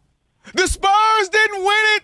We ain't ready for Wemby. You talking about something that happened 2 weeks ago? Yes, because you know you were away from me. Two weeks ago. Antonio, he'll be sitting in the garage with baby oil waiting on me to get back. Everybody listening knows this, including AD. That's right. You said they wouldn't win another game, the Knicks. They won 3 straight. The Spurs lost 3 games by a total of 6 points. Is it wins or losses on the menu or not? And Antonio, the worst coaching job I ever saw. Johnson, We're Mitch not doing Johnson. that, Rob. No, we are doing it. We are doing it. Hey, I'm gonna do it. No, I am gonna do it because let me tell you something. I watched that game, and then your senior statesman, he doesn't even know how to play basketball. You have the lead and the ball with 10 seconds to go when you go to the basket, Antonio? That's basketball? I assume you're talking about De'Aaron Fox. Yes, terrible. Yep. And then he followed that up with 3 for 15 in the closeout game. Yeah, my thing is it's very difficult for me to come down on Miss Johnson. Very difficult. You know why? Because if we're having this conversation 4 years from now, I get it. But, this was Miss Johnson's first ever time coaching, not in the finals, in the playoffs. Period. Does that mean wait a minute, Antonio? And I'm not going to give him a pass, okay? You should. I'm not. No, because that's too easy. Because had he, I'm going to tell you why. Conversation last week. Go ahead. I'm listening. What'd you do, Rob? Just because you ain't agree, you ain't had to hang up on him. He hung up on me because he knew what was coming. Hang up! Here we go. Hang up on him. Hang up on him. You need to get that clip. Hang up. Now you Where's that clip? Where's that clip? We need that clip. Now you done hung up on AD just because he disagreed with you. Where's that clip? We need that and clip. all he was doing was telling you what I said, experience. It ain't got nothing to do with experience. It's his first go at it, Rob. It don't have nothing to do with experience when you have a player, okay, just give me this. Okay. You can say whatever you want. Okay. They were 10 seconds away from winning both games at Madison Square Garden and tying that series. And it was a 28-year-old guard, not a kid, who didn't know how to finish the game. Is that not true? Yes. Who doesn't have that? De'Aaron De'Aaron Fox only has one playoff appearance before this. It ain't about playoffs. It's about basketball. It's not about playoffs. It is about playoffs. No, it literally is. No, it ain't. No, it's not. Yes, it is. No, it ain't. Yes, it is. No, it ain't. We had this conversation. It's basketball. Stop it. Week. Don't give them an excuse. Come on. No. You know what, Rob? Look, I told Kelvin this last week. Eric Spoelstra made a ton of mistakes his first time coaching in the NBA Finals, to the point where he admitted it publicly and said, you know what, when the season was over, he went back and watched film at how many mistakes he made. We watched Greg Popovich remove Tim Duncan from the game at the end of the game so Miami could get that rebound and hit that shot. I watched Steve Kerr give up a 3-1 lead to LeBron, and these are after guys that actually won NBA titles. But that doesn't mean that. No one's saying that people don't make mistakes or have bad coaching jobs. I said it here last year when Tibbs. When the Knicks didn't win last year, I said Tibbs should be fired. Everybody said, no. Let me make my point. Everybody made the case. Why? Why does Tibbs? Because Kelvin's point was he got them further than any other team had gotten them in 25 years, and I said it wasn't good enough. Okay, that makes sense. But the difference is, again, I'm going to say what I just said about Miss Johnson a minute ago. If we're having this conversation 5 years from now, that makes sense. This wasn't Tibbs' first rodeo. This wasn't his first rodeo.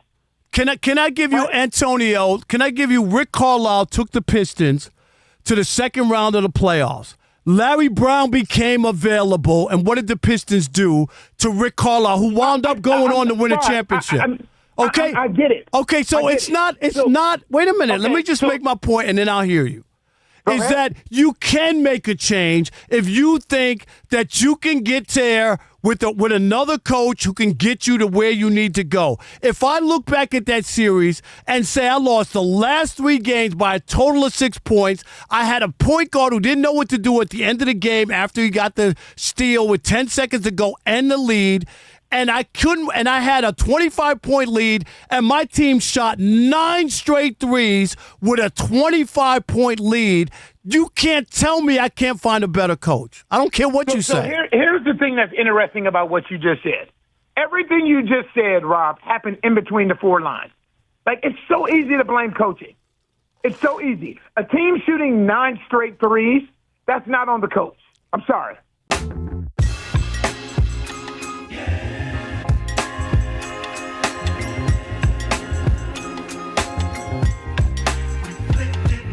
All right, it is The Odd Couple on a Funky Flashback Friday. Hey, speaking of funky, Mark Funky Comedina, thank you for joining us. We appreciated that.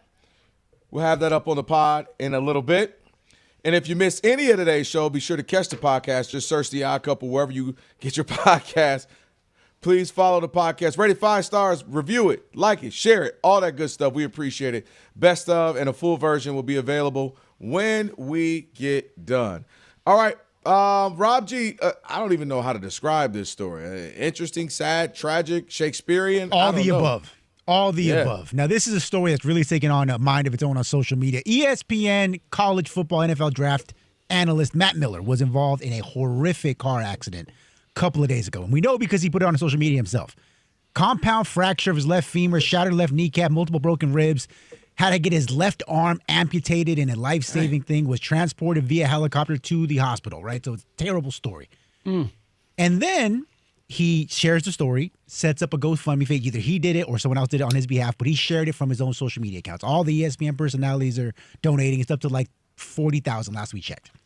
Well, once this story picked up steam, a lot of fans or followers of his pointed out, well, you work for ESPN. Why are you sharing a GoFundMe? That's number one. But number two, aren't you the guy who's been scamming people out of money for years on fantasy football sleeper accounts? So much so that Sleeper has banned him from the app themselves because he's been caught scamming people out of it. So, guys, just the question. It's a horrific incident. And then we find out he's the one who caused it. He crossed over a double yellow line in the middle of a highway. Lucky or unlucky, I'll review it. He hit a semi-truck. If it was a smaller car, who knows what would have happened, right? Given what he's gone through and is currently going through right now, is it okay for these people to point out his history of misdeeds?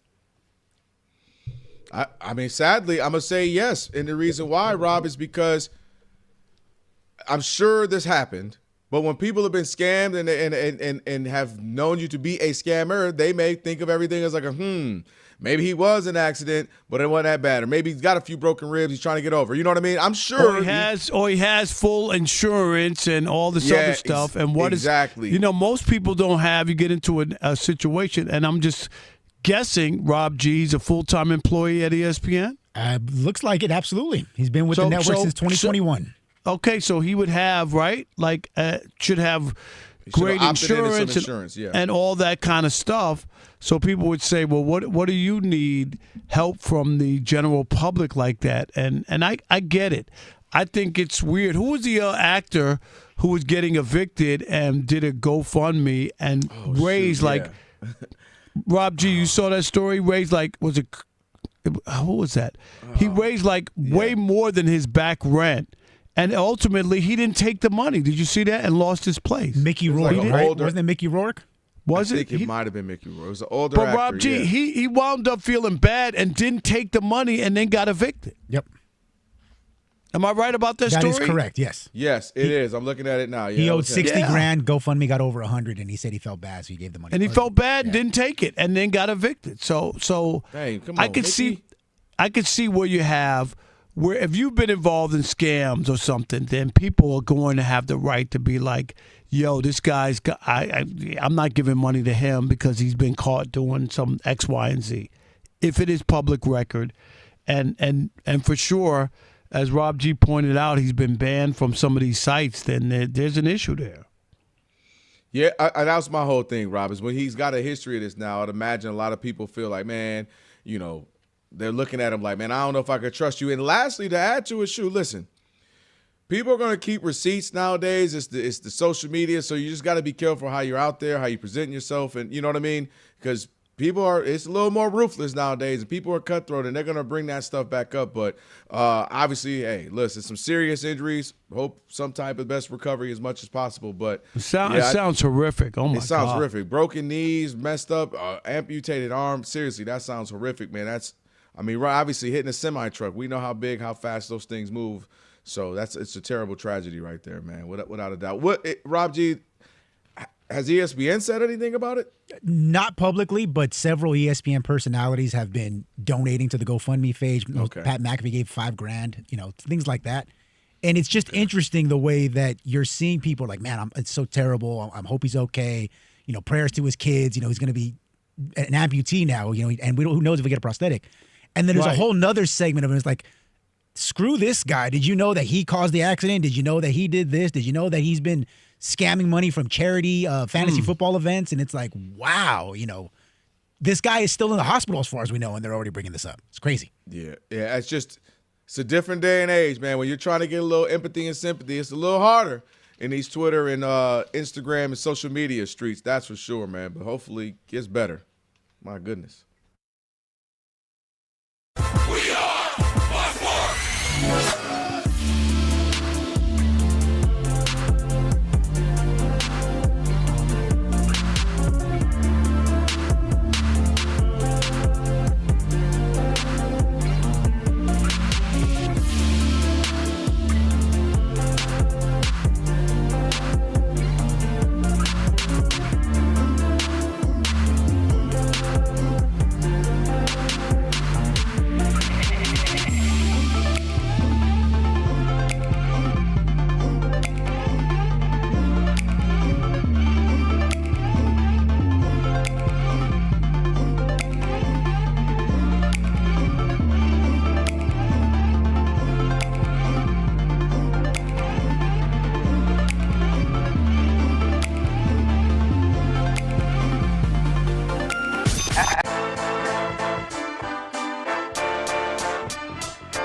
It's the Odd Couple. You know what time it is. It's your boys. Let's get it. The Odd Couple is fun. Check. And informative. Check. What's up, America? You want to talk sports with 1.5 of the best-looking guys in the game? That game was incredible. You are wrong. You'll be king of the water cooler. What's it like working with Rob? Rob in his mind is like Chris Rock mixed with Richard Pryor, so I'm running out of fake laughs. Ha ha, Rob. Rob is very passionate. Son, you ain't ready for this. I don't have BS in my game. I'm straightforward. I'm honest. You say Brady's the greatest quarterback of all time, but Eli Manning beat him twice. And of course, it doesn't hurt that I'm right most of the time. Kelvin is the nice guy, wants to make everybody feel warm and fuzzy. You done? Let me tell you the truth. I bring the energy, a youthful energy. Rob's not gonna see this, is he? And I bring an honest opinion. Michael Jordan, I can't take it anymore. I need a break. I'm gonna go play baseball. Trash Talking Tuesday is the best. It's a great opportunity for folks to call in and they get to trash whomever. Who you trashing, Roger? I'm trashing LeBron James and Michael Jordan. Oh, okay. They can't even hold Wilt Chamberlain's shoes. Stop talking about the king like that. It's a new era. Let LeBron be the best, please. I only recognize one king in the United States, and that's Burger King. The connection with the Odd Couple audience is incredible. We really invite them in. And they can relate, whether it be things about our own personal lives or our takes on sports. Love you guys. You guys are killing it. Hey, we appreciate you. Thank you for rocking with your boys. They feel like it's just my guys, just my friends, and they join right in on the show. We talk with the listeners, not at them. Obviously, you can listen to us live, but you can still check out the podcast. You can check out our YouTube. You can check us out on social media. So in any way you want to get it, you can get it. Yes. There's some yelling. It is some hot takes. It's a whole lot of fun. I'll give you that. It is fun. I agree. Begrudgingly. The Odd Couple. Sports talk that's too good and too fun.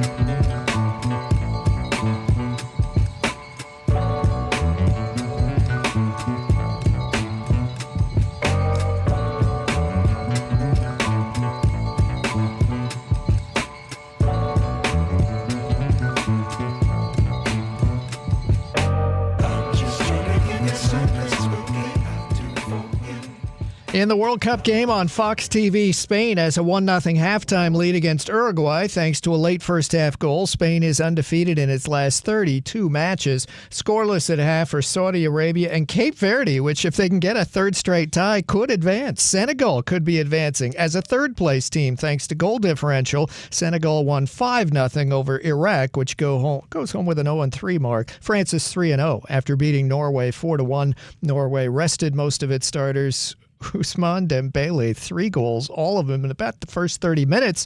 2 more World Cup games tonight at 11 p.m. Eastern Time. Scotty Scheffler shot a second-round 60, leads in Connecticut by 2 strokes.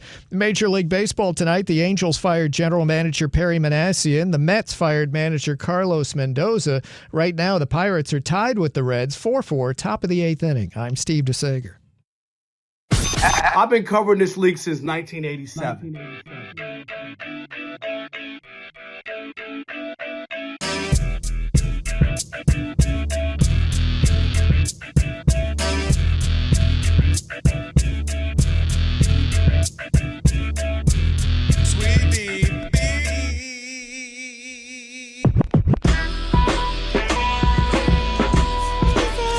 Can this sports writer and this sports fan share a radio show without driving each other crazy? Now, live from the Fox Sports Radio studios, here's Fox Sports Radio's Odd Couple, Rob Parker and Kelvin Washington. Our number 3. Number 3. Here on a Funky Flashback Friday. That's right, Rob Parker, Kelvin Washington with the Odd Couple here on Fox Sports Radio. And don't forget to check out our YouTube channel if you haven't done so. All you need to do is search Odd Couple FSR on YouTube and hit that subscribe button. That's right. It's that simple. You could also hit the thumbs up icon. You could comment away. Check us out every night, 7 to 10 Eastern on YouTube. All you have to do is search Odd Couple FSR and subscribe. Don't forget John Morosi from MLB Network, of course, the Fox Sports Radio MLB Insider as well. He'll join us in about 28 minutes, and he'll be at the World Cup, Egypt versus Iran. So we can do some World Cup with him, talk about some of the firings. The Angels just announced that they fired their general manager. They're in last place, Kelvin. You know what I mean? Mm-hmm. Like, dude, at some point you got to make a change. You can't be like, oh, yeah, everything's okay. Just let the guy keep doing it. No, it doesn't work like that anymore. Not in the 2020s, man. You know what I mean? Where we talked about a million times. People get fired for less than. They get fired for having a winning season, just not the winning season they were looking for. Hey, I got to say this to you. What the hard part about coming to New York is that you wind up wanting to go shopping when you come here, and there's a couple that's reasons. Your addiction. It is. Like I'm not big on a lot. I don't smoke and drink and like that. Everybody has something that they do. Mm-hmm. But when you come here, it's incredible because you know that under a certain amount of money, there's no taxes on clothes, right? Yeah. Did you know that? I did know that. I knew that only 5-6 years ago. Okay, so it's hard not to come here and buy stuff, and you go buy a $25 shirt, and it's $25. That's what it is. So I found a suit at Nordstrom's Rack today for NABJ, and the suit was $8.95 originally. Take a guess how much I paid for it, including no tax. $8.90. So drop it down. I'm gonna go $275. That'd be a nice deal, right? Yeah. $134. Oh yeah, you hit a lick. For the whole suit, not Kelvin, just the jacket. For the whole suit. Yeah, you hit a lick. Wait till you see this suit at NABJ. It is beautiful. It's like it fit right. Right. It looks right. It's like a light pink. It's not like bright pink. It's like just it might almost, you might even think like white or something, almost off-white. No, like I was gonna say like a pastel? light beige, like that kind of pink. You know what I mean? Like barely pink. But it is really. I could not believe it was my size. And I looked at the price tag. My language. That's my kind of. You know how I mean. So I like that. $134 with no tax. Oh yeah, you hit a lick. All right, I got literally behind me here. I got a couple suits. I got to go get them fitted and tailored the perfect way I need it. I got one already done. Yes. You know how we do. It gets real. Yeah, when you see that, and I could have easily said, I don't need to be buying a suit. You know what I mean? Like all of that. You ain't losing all this weight for no reason. You cannot walk away from a deal like that. $895 to $134. Listen. You're not you gonna know, get I'd have told you. You don't need another backpack. I'd have told you that. Right. This, brother, you know I got to wear suits every day, and I know how important NABJ. We like to look good. So no. $135 for a full grown man, nice fly suit. You got to grab that. I will definitely put pictures up for when we're at NABJ in come on, August. You already know how we do.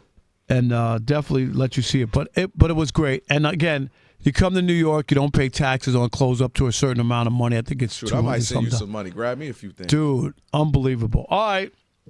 Hey, Rob G., Pistons, of course, had a nice little playoff run this year. Didn't get to where Kelvin thought they were going to get. But anyway, they got some explaining to do with free agency, I should say, with some of their own players and figuring out additions and whatnot. And we got kind of a little Pistons news. That's right. To quote Rob Parker, who's quoting Ricky Ricardo, "What happened, Lucy?" Yes, it's a tough scene in Detroit right now because all NBA forward center, whatever you want to call him, Jalen Duren and the club are at odds right now, according to The Athletic. In fact, Duren has been so underwhelmed by the Pistons' offer during restricted free agency that he's currently planning to explore sign-and-trade scenarios as soon as he's allowed to on Tuesday, according to the sources who spoke on conditions of anonymity. The gap between the sides is so large that Duren is really wanting to land elsewhere. And he wants it to be a sign-and-trade because he doesn't want to have a team make him a max offer sheet and then the Pistons just match him and think everything is okay. He's eligible for a 5-year, $287 million max extension with the Pistons. Apparently that's what he wants, and apparently he ain't going to get it. And listen, you know I was critical of him during the postseason, Rob. The fact of the matter is, and I said it then, if there was one silver lining for the Pistons and falling short, it was that Jalen Duren exposed that there's a lot more work to be done. And that's fine because he's only 22. But I ain't paying you $280 or whatever the absolute max could be for the Pistons. You are not there yet, and that's okay because you're 22, and in 3-4 years you'll be 25, 26, and then you'll have tons of runway to get one massive contract and maybe another one. So the idea that I'm forced to pay you that if I'm the Pistons, heck no. I want you. Stick around. You're homegrown. We drafted you. You've gotten better each year. You're all NBA, and we want to continue to have you as a part of this team. You and Cade tend to work very well together. We got to work on the postseason. But I have a certain number.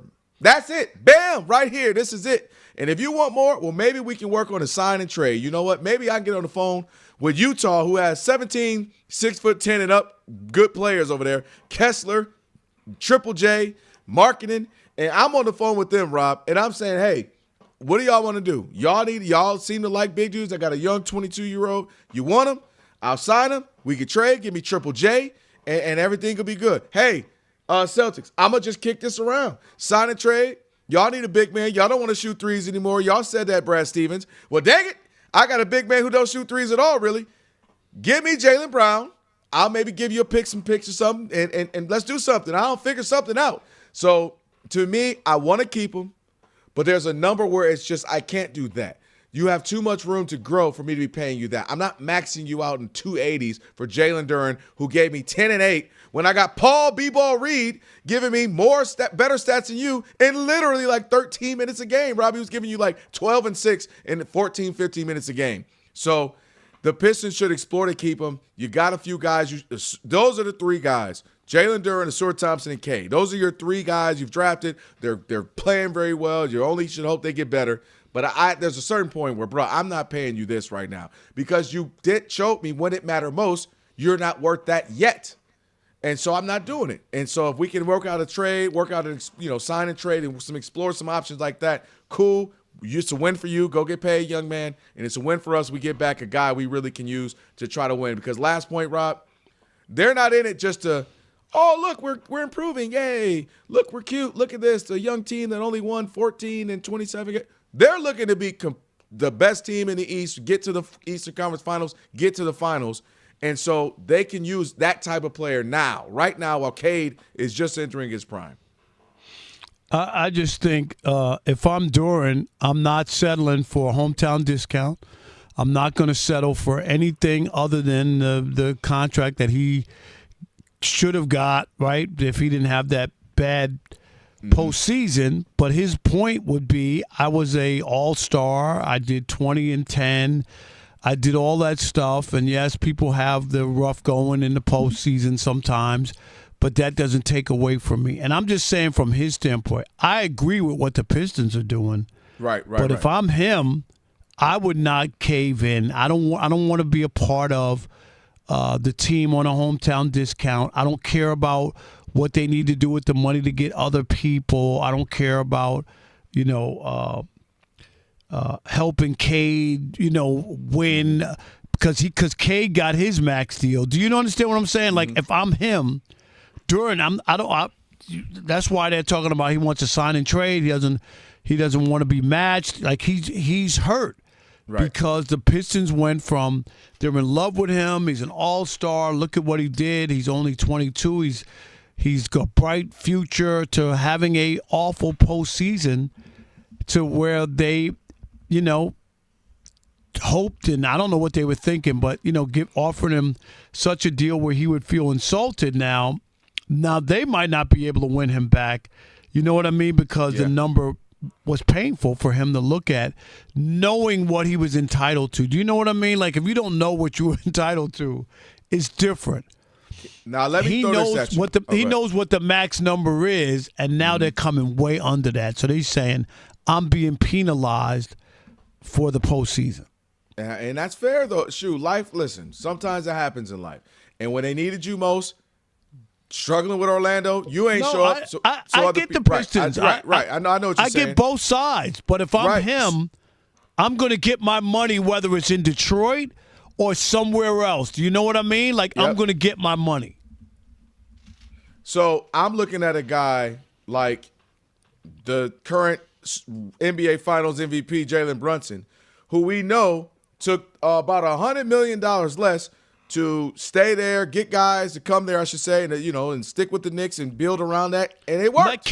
Let Cade give up $100 million. He's the star. Cade already did that. Cade already did that. We passed that, Rob. We're in the present right now. Okay, why are you going back? We ain't got a DeLorean, Rob. We can't go back. Because you're saying Jalen was remember, his dad works for the team. The owner is, the general manager is his dad's best friend, and there's a whole different dynamic here. That doesn't mean that Jalen Brunson might not get his money back somehow. Do you know what I mean? Like, I couldn't follow him because his dad and the GM are friends with him. I'm throwing examples of guys who sacrifice. You remember but he's not the same guy. Even if you say Tom Brady, that's not Duren. He's not the star of the team. But listen, I don't disagree. He's not. But he's not supposed Tom Brady. To be the he's not second Jalen Brunson. No.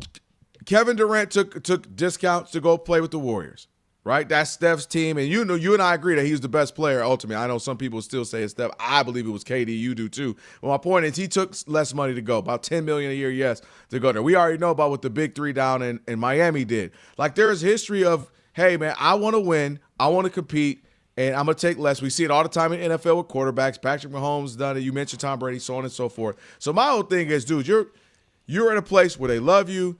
They value you. They don't value at no crazy number. So meet them in the middle, get some money, stick around, win. Kelvin, and if you win, you're going to get a crazy contract in a few years. I'm shocked by you because you're always talking about your deal and the company and doing right for you. And now you want this kid to be like on board or whatever when he was an all-star last year, 20-10. And now you want him to take some sort of discount. He had a bad postseason. I'm not taking a cut. I'm just telling you where he better take a C.J. Stroud haircut. Cut them things. Well, see, he didn't take a cut. They just didn't give him the deal. I'm just saying how he cut his hair. I'm talking about he literally cut his hair. He cut them dreads. I listen, Jalen Duren. This is going to be interesting because, Rob, we talk about this all the time.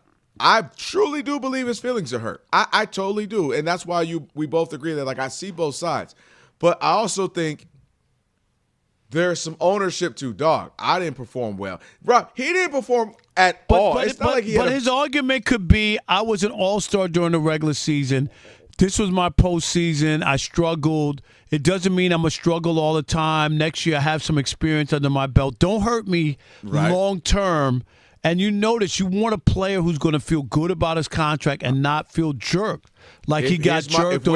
And he got duped and he got taken advantage of. And his friends, all they're going to say is, man, you didn't get your 212. They gave you 165, man. That's effed up. How could they do that to you? You know, and they're going to say, man, that's crazy. You holding the Larry O'Brien in 2 years. That's amazing. And you got the 165. Now you got endorsements and commercials. And listen, if we were in court and you just gave me that defense there, I would say, hear me though, Your Honor. Yeah, he put up 2010, but he did that on 8 teams in the NBA that were taken. He did that on teams that was just playing bad in the East, the Indianas and the Wizards and all these teams that were horrible. So Cade's numbers are no good either, right? No, Cade been doing this his whole career. Okay. This what Cade do, Rob. This what Cade do. Your Honor, this is what he do. This is what he do. And also, Your Honor, when I needed you most, where were you? Dennis Jenkins was a better player than you. What in the world is that? He's a two-way player. Sign him to $220 million. Hold up. I like him. We gonna stick around. He's part of my core too, by the way. You need a backup or a guy that can change tempo. He can stick around too. There's only like 3-4 guys to me that can stick around. Everybody else can go. I do like the picking up of Isaiah Joe, Rob G. I like that. That was sneaky good. That was nice little. I like that for only a couple of second-round picks. I like that. All right, 877-99 on Fox, 877-996. 6369. Should Jalen Duren take a discount to stay in Detroit? And if he won't, do the Pistons need to trade him? Where are you on this? Remember, this is the Odd Couple where we deliver insight, not noise, right here on Fox Sports Radio. And remember, 877-99 on Fox. We value your insight. We want your phone calls. We're a radio show, not a podcast. We want to hear from you. 877-99 on Fox. And you know what you need to do on this Funky Flashback Friday, other than buy a suit for $134. That's Stick and stay. Especially if you also had lobster and steak in the US of A. Oh, my.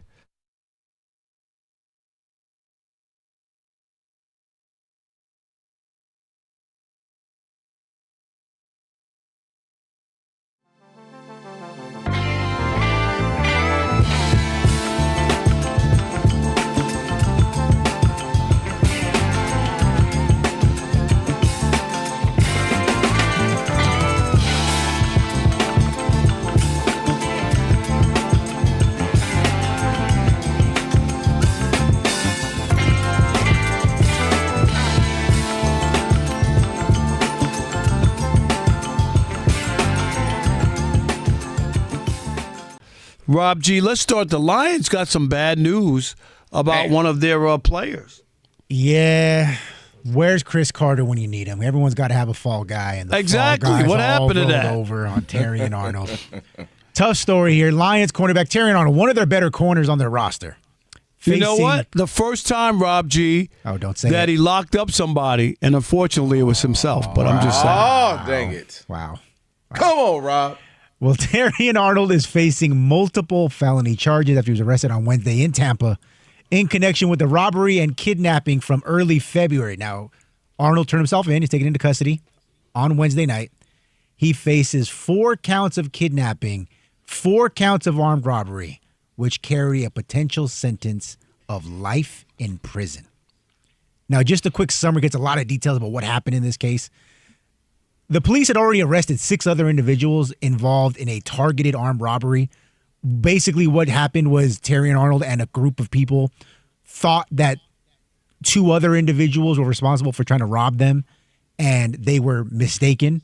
But that didn't stop them from finding those people, luring them to a location, holding them against their will, robbing them in return. And all this is happening. Terrion Arnold is giving instructions via a group chat text message. So the people who were the alleged co-conspirators have already pled guilty, and it looks like they all kind of rolled over on the Lions cornerback. Yeah, because they got details. They got all the information that they need.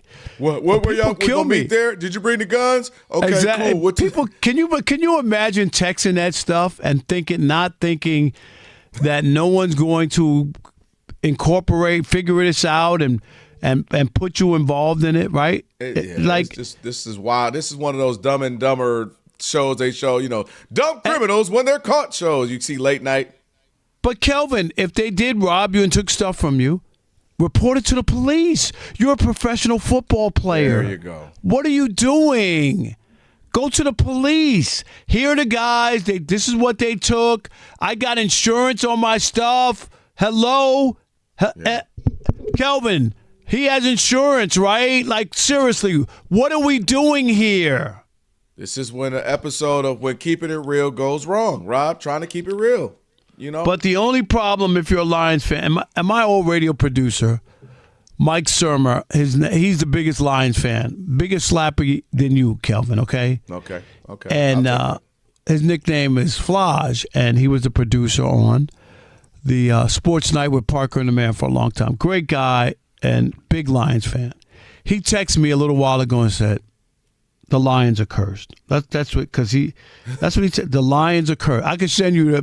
I could show you. Like, seriously, that's what he texted me. The Lions are cursed, and the reason is because they had this thing going, and now you're looking, Kelvin, and you're going, oh, maybe that window has closed because the team keeps changing and they keep losing people and things keep happening, and I'm now convinced more than ever. And I told you before. When you blow an opportunity, and the Lions should have gone to the Super Bowl. Would you agree with me there? A couple years ago against I would say 49ers for sure. Absolute. Duh. Yeah, should have gone to the Super Bowl. That was it. And they had an opportunity 2 years ago, not last year because they didn't make the playoffs, but 2 years ago, to have home. They went 15-2, home field, had a rookie quarterback coming into their place. They were 9.5-point favorites with a makeshift defense. That's how much they thought, Vegas, Kelvin, that they would outscore Washington, right? Like, that's why. Yeah. They got blowed out in that game. And Jared Goff turned into Jared Tennis, 4 turnovers, and the story's there.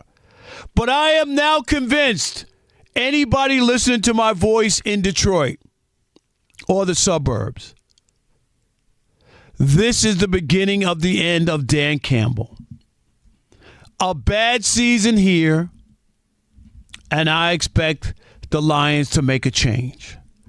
Because this will be 2 bad years, possibly, right? Not making the playoffs. Mm-hmm. A blown chance against Washington when they were the number 1 team in the NFC. And a blown chance at a Super Bowl. They were 2 quarters, a half away from getting in the Super Bowl. And even Dan Campbell said it then. Remember, he was bummed out. He said, we may never get back to this place again. And now I'm more convinced than ever when you look at the Chicago Bears, Ben Johnson, Caleb Williams.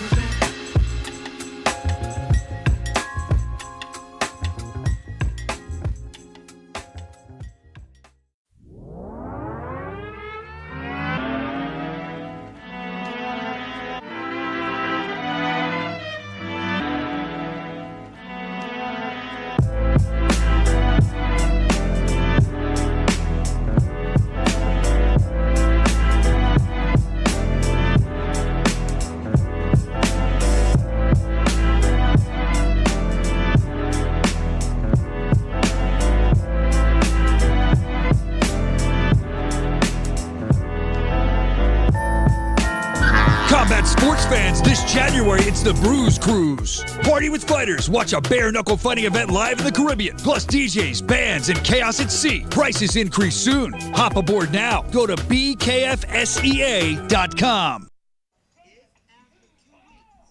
Fox Sports Radio, Odd Couple, Rob Parker. Hey, Kelvin Washington, on a funky Flashback Friday. And, of course, on the way, John Morosi, MLB Network, Fox Sports Radio, MLB Insider. We got Last Call as well. At some point, we might have to sneak in Lexi, get a little World Cup update here. And Trained to push past the pain, not athletes, just people. Trafficked every day right here in the United States, sometimes by someone they trusted. During the World Cup, help us break the silence. Visit bluecampaign.gov/World Cup to learn more. Paid for by the Department of Homeland Security. All right, Rob. 877-99 on Fox. I like Duren. I like him a lot, but at a certain cost, I can't pay him crazy money right now. That's just he's not there yet. You could understand that from Pistons side. You also understand it from his. Hey, I'm trying to get paid. What about you? 877-99 on Fox. We'll take some calls. Who we got? If I'm him, I'm like, the Pistons need me. They better not let me go. I'm 22 years old. Look what I did. I was an all-star last year. They better come around and pay me my paper. That man was 10-8 when I needed him, Rob. I'm just saying. 877-99 on Fox. Andre in Massachusetts. You're on the Odd Couple Fox Sports Radio. What's up, Dre? How you doing?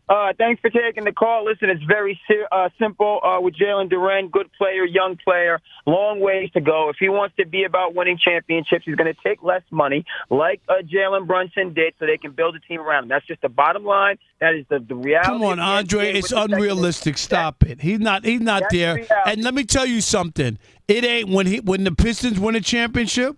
It's going to be about Cade, not about him. So you need to stop with that. Stop. Okay, yeah, it is gonna be about Cade, and that's why they do need to have the flexibility to build a roster. Now, listen, if he wants to be 10 toes down, stand on business, and get all his money, that's fine too. You can find yourself in New Orleans. Let Cade give up money. Let the superstar give up money. Come on, what are you talking about? Why are you asking this kid to give up his money? Andre, you know better. Come on, dude. You know better. I'm asking him to give up money, Rob, because he was a double single when it meant the most in crunch time. It's not no knock against him. He's not Victor Wembanyama. He's not a max player. That's just the reality. And they need to have some flexibility. Now, listen, if he wants, a team will pay him max money, a desperate team. And remember this, Andre, he wasn't just an all-star. He was on the All-NBA team. He was an All-NBAer. Right? And so I had a bad postseason this year. When I have a great postseason next year, where am I going to get my money? You going to give me my money? I can't get my money then. You're going to get your money in 2 to 3 more years when you get a crazy deal. No, I can't. Andre, am I right or wrong? Okay. Rob, do you get my point? Or no? Rob, you are so right. You can't turn left right now, Rob Parker. I don't understand where this narrative came that it's up to the players to give discounts. Yes. I don't get it. Like, is it his fault that Karis LeVert's making $15 million? Is it his fault that last season Kevin Huerter made $18 million, Duncan Robinson because you paid those guys and they're not worth their money. Suddenly a 22-year-old All-NBA player giving you 20 and 10. Yeah, he had a bad playoff, but I'm sure 25 other teams are like, well, I'm betting on a 22-year-old guy figuring it out here. Exactly. And in 2 years going from now, forward. $40 million ain't going to look so bad. Rob G. What? You have lost your mind if you think nobody's saying he has to take it. Go get it elsewhere. This is what I'm paying you. He's going to get it elsewhere. He's going to get it elsewhere, right? And so when he gets it elsewhere and the Pistons match, are you going to be upset about it? Heck yeah. Well, again, if we're going to Supermax, not again, if it's the most another team would be 4 years. That other team would give him 5. They can give him 4 for 180, I think. If he gets, but he's so bent out of shape that he doesn't care about that because he just wants to leave. He feels disrespected. Like he's just saying that he going public, right? He talking to the Rob Parkers covering this league for 40 years. He's talking to you guys, so y'all can say he's mad. I would say I was mad. It was reported this week. We talked about it on the show when Rob was off on Wednesday. Austin Reeves was going to get a max offer from Detroit. The Pistons. And so if I'm Jalen Duren, I'm like, oh, you were going to give that guy $42 million that you don't who's know. Who's a statue. Right. Who's a statue you don't in the know, who's never been an all-star. I'm an all-NBA player. I'm 6 years younger than him. But you're going to give him the money and not me? Stop it. I'm waiting on y'all point. Because you know what I needed? A shot creator. Somebody else to help Cade out. Get a bucket. Get an assist. That's what I needed. In the words of the great Stevie Wonder, where were you when I needed you last winter? That's what Stevie Wonder said. Where were you when I needed you? But next year when he matures and I'll be like, yo, he the best center in the league. Absolutely. I'll be like, yo, he got crowned the man. and he got gypped because he took some inferior deal by the Pistons. Rob G, Austin Reeves didn't take the max, right? He got 4 years, 180, right? Yes, he got the max he would have got from another team. Yes. See, he didn't get the 2 whatever. Okay, so if someone offers him 4 for 180, are you okay with that? Can you give me 165? Oh, jeez. Austin Reeves was undrafted. Are you kidding? 4 Give me years, 165. Can you get, like Chris Rock said, can we do it for 150? Give me 150. Just pour it in my hand. Just pour it in my hand. Good Lord, that's a lot of money. John Morosi on the way.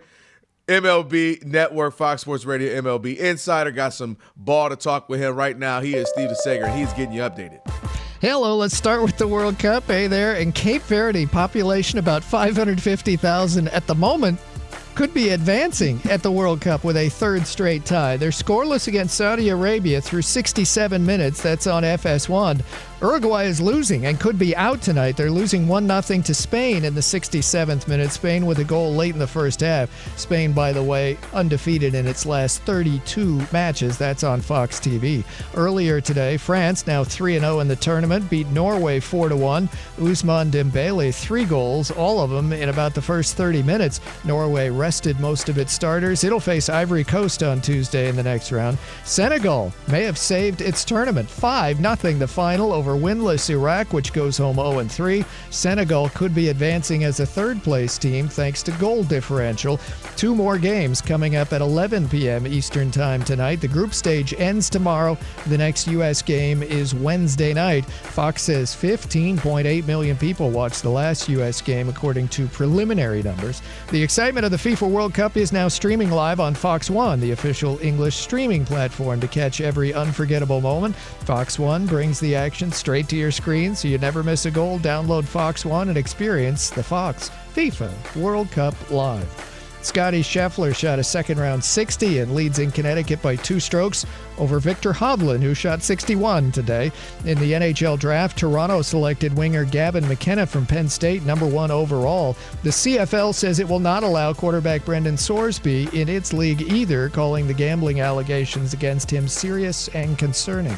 The New York Mets fired manager Carlos Mendoza. Mets are in last place in the NL East. The Angels tonight fired general manager Perry Manassian. The Cubs are leading the Brewers, and Jacob Mizorowski 1-0 in the bottom of the 6th inning. Going to the 6th, Cardinals and Marlins scoreless. White Sox lead 13-1 over the Royals. The White Sox and Cleveland are tied for first in the AL Central. Cleveland's losing at home, 3-1 to the Mariners in the top of the 9th. The Yankees have a 2-game lead over the Rays in the AL East. Yankees are losing 6-1 at Boston in the top of the 9th.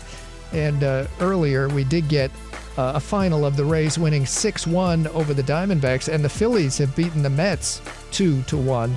Also in progress, Reds back in front at Pittsburgh, 6-4, bottom of the 9th. Back to you. Man, Steve, man, oh man. Thank you. Oh, yeah. Have a great weekend. Appreciate it. As always, speaking of some baseball there, as you just were doing, Steve, we're joined now, John Morosi, MLB Network, Fox Sports Radio, MLB Insider. John Morosi, you can follow him there. What's going on, John? John, what's happening? I am doing great, Kelvin and Rob. I am speaking to you live from Seattle. I'll be covering the World Cup here tonight. I know there's a lot going on in the baseball world, too, so my friends, we can take this conversation any which direction you would like. All right, so when you get a steak, do you like to add the – no, just World Cup. You're there, Egypt versus Iran. What's it like? What's the feel? It's been festive around the country. We've really around all of North America. What's it like up there? It has been festive here as well. I walked into the stadium about an hour or so ago, and I'll be honest, the streets are packed and excited. You're seeing a lot of flags waving together, which I think is the essence of the World Cup and why I believe our country and Canada and Mexico, we've all shined in terms of hosting this amazing event. I saw Egyptian flags, Iranian flags, Pride flags. It's Pride Night here in Seattle, all walking by each other, all waving together, and all representing their respective cultures. So I thought it was just a beautiful moment. A lot of American flags out here, too. So just in so many ways, a wonderful celebration for the city, for the sport, as the the World Cup continues, and obviously a disappointing result for the Americans last night with the last-minute goal conceded, but everything is still in front of the Americans. Round of 32, the U.S. playing Bosnia and Herzegovina, which I saw that team play here this week. And the Bosnians are going to be a tough opponent, I believe, for the U.S.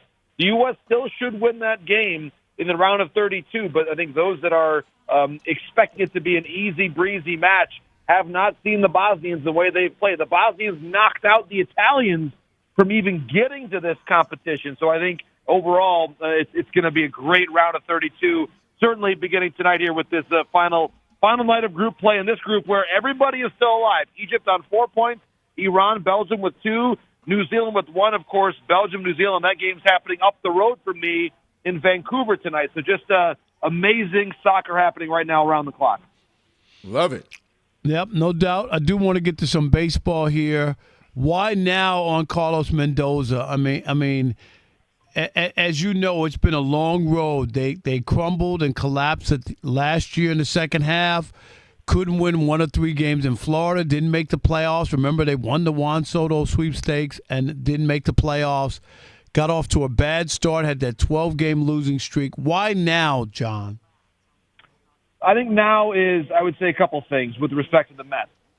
The Mets front office was very patient with the way this season has gone. And obviously, at the end of the day, when you see the results, you're at the bottom of the National League East. You've got a 34-48 record. You've lost 8 out of your last 10. You've now lost 7 in a row.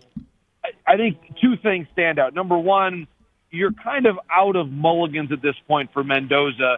They had said, okay, let's wait and see how the team looks once Soto comes back from his injury. That didn't help. Let's see how they look when they got Lindor back from his injury. Didn't help. They've already traded Peterson this week. The pitching has never really been stable enough for them to make much of a run. And I think at some point you just start to diminish the quality of the major league product that you're putting out on the field. And when you're 15 and a half back and you've lost 7 in a row, of course it was 6 in a row at the time of the firing, now it's 7. There just wasn't enough of a reason that Mendoza had given them to keep him. I think he's an outstanding person. I've known Carlos for years, big fan of him personally, and I think that in the right circumstance, he could still be an excellent Major League manager, just not with the Mets and not in 2026. I think now the question, Rob and Kelvin, you both know the New York market so well. I think that they need to make that first call to Alex Cora. We'll see if Alex Cora decides to go to Philadelphia next year with Dave Dombrowski and the connection there. But I think you got to try to find a way to bring Alex Cora in. I believe he would get the best out of Lindor, the best out of Soto. If it's not him, this really, to me, feels like it's the job for either an experienced Major League manager like Brandon Hyde or someone who is either a current Hall of Famer like Carlos Beltran or a soon-to-be Hall of Famer in Albert Pujols, who just has the implicit respect and regard of the entire industry and all the players you need to have buy-in. And that's where I'm at with it. It's either got to be an experienced manager or someone who walks in as a Hall of Famer with credentials on day one. It should be one of those 4 names: Cora, Hyde, Beltran, Pujols. And how much, in New York, everybody, David Stearns, they waited for him to come from Milwaukee, and he was a part of making miracles happen without a big payroll, right, in Milwaukee, making the right moves and draft picks and all that. How much blame does he get, and where's his rope?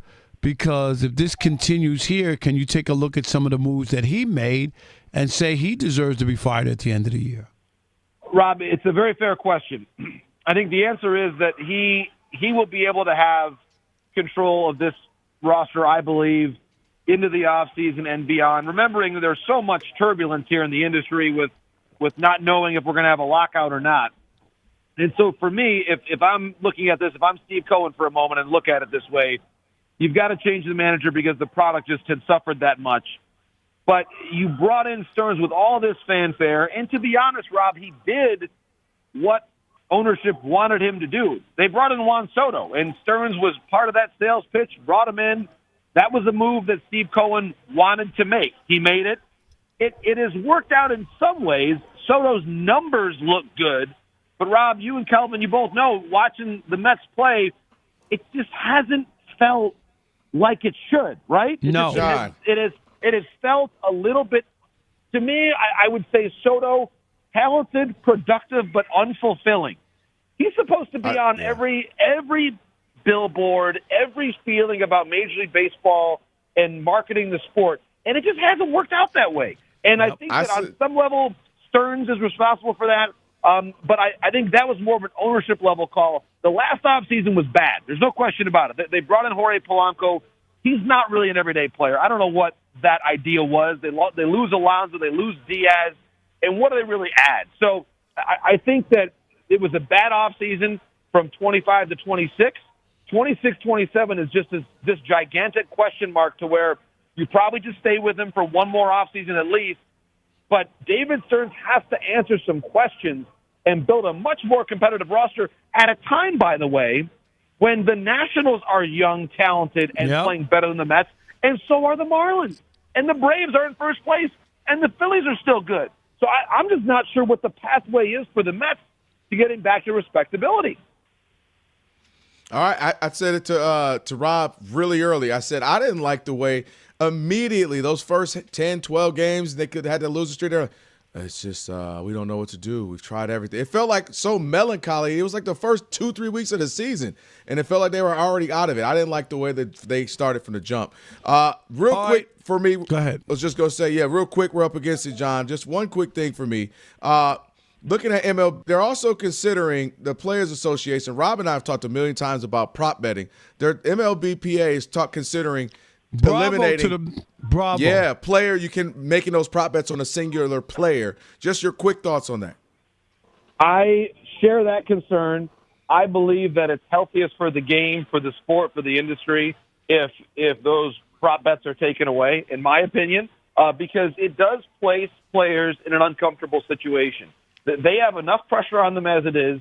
There is enough wagering writ large that I would have to imagine the sports books, et cetera, there's enough ways to derive revenue from the enterprise of sports gambling without having prop bets. That's my opinion. I'm not comfortable with it.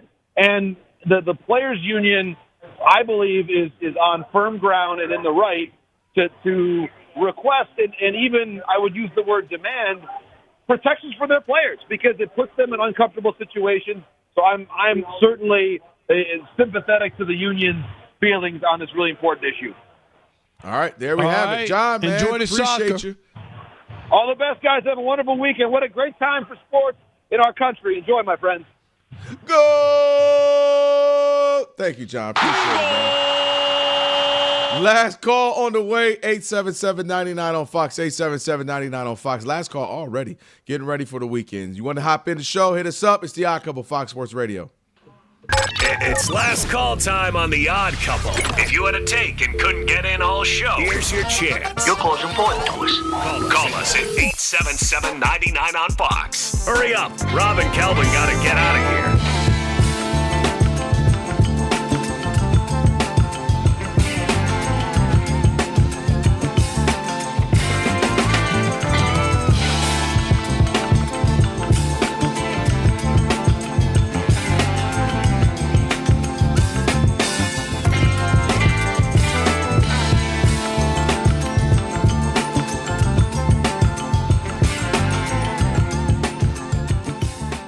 And the Los Angeles Lakers reportedly in agreement on a 4-year, $185 million maximum contract to return to the Lakers, player option in 29-30, which means that Austin Reeves, Luka Doncic, the dynamic duo for the foreseeable future in Los Angeles. Tres Leches is what's his name still here? Laravia? Yes, he is. Tres Leches, the Monty. Snowtime Lakers. Snowtime Lakers in the building. Sue, you still got what are they gonna re-sign Luke Kennard? We're going to have to. You got to keep him. Who else am I missing? Oh, Connect. Dalton Connect. Dalton Connect's going to be there. Drew Timmy on the two-way. Yeah, I think Dalton Connect. We're making NBA history, folks. I think he's going to be in a connected flight. It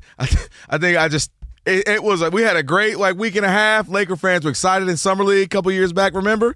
Like, oh, shoot, Dalton Connect's still at the draft. We ain't seen him since. They done traded him, brought him back. I'll get in with this. Austin Reeves, listen, there's a point. To me, this is less about Austin Reeves and more about Luka. That's how I view this, Rob G. Luka has been kind of quiet, if you will, but we talked about it. Me, you, and Rob Parker. We had that report where he was saying, "Hey, hey, you guys told me summer 2026. We're here. I expect some moves. I expect some centers in the way in which I like them. The position, these guys, these lob threats, these guys who are enforcers at the rim, block shots. Expect that." Months ago, he was very vocal about Austin Reeves. And there was reports that they said, "Hey, I like Giannis, but I don't want Giannis. I want AR-15. Bring him back." And so to me, this is where the season, because we still don't know what's up with LeBron. I expect him to come back, but we don't know. So therefore, it's about Luka. This is finally flat out Luka. And if Luka wants his running mate, this is what the Lakers do. The Lakers typically, they don't have time, Rob G, because of you Laker fans. We ain't got time to click the reset. We don't have time to wait. We're not farming system, Monty. We're not going to bring up these young, talented guys and take 2, 3, 4 years. Just wait, believe in us. They are going, hey, we're going to get big free agents. We're going to get Shaq. We're going to get LeBron. We're going to get AD. We're going to trade for Luka. And that's the moves they make. And now that they're committed to Luka, what we also know about the Lakers, they are very friendly to the people that are loyal to. If you're in our system, you're with us, you're one of us. Austin Reeves, you're staying here. It makes sense for Luka. It makes sense for what the Lakers do. And now with that, Rob Pelinka has to finish the job. And I believe LeBron's going to be a part of that. I think they're going to run back. You've heard me say this to you many a times. March was key, where they went 15-2.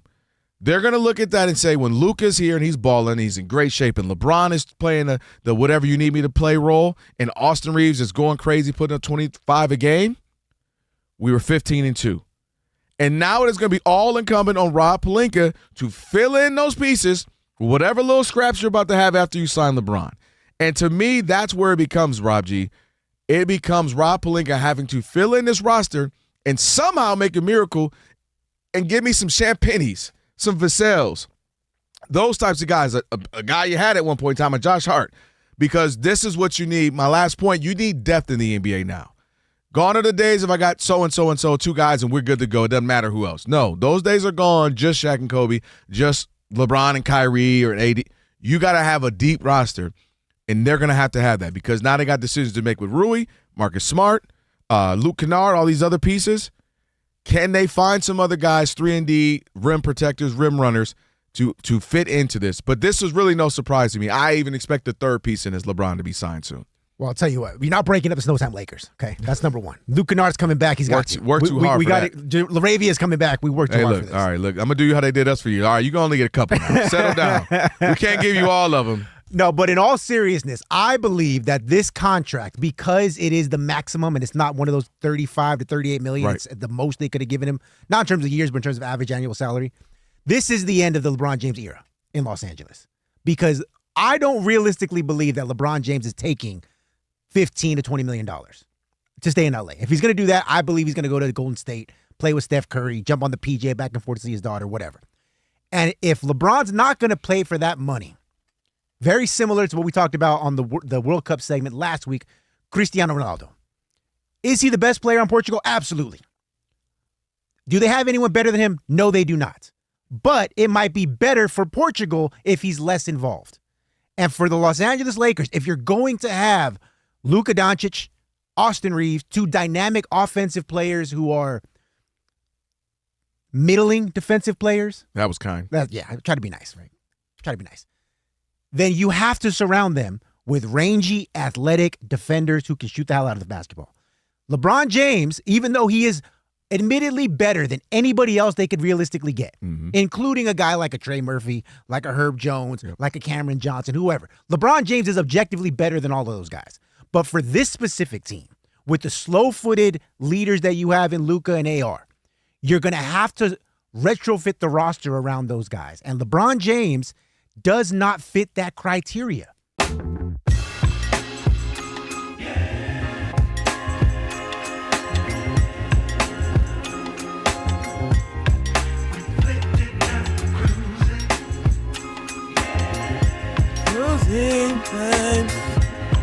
Let's call for alcohol. So, Fox Sports Radio. It's the Odd Couple. Rob Parker, Kelvin Washington on a great show, man. It's Funky Flashback Friday. Thank you to John Morosi, Funky Comedina, everybody joining the show.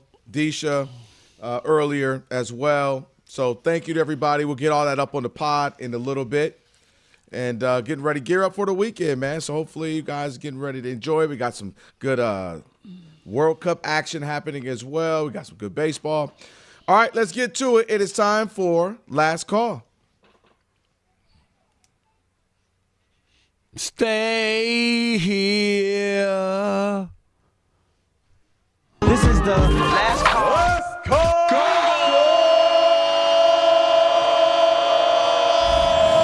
It's last call. Last call time on the Odd Couple.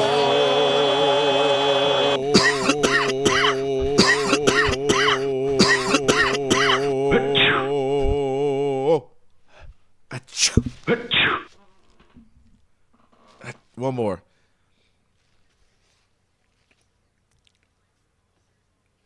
Listen. Oh, my. All right. Last call time. You're lucky them boom stopped it because it got I know. crazy. What are we going on here? Kevin in Culver City.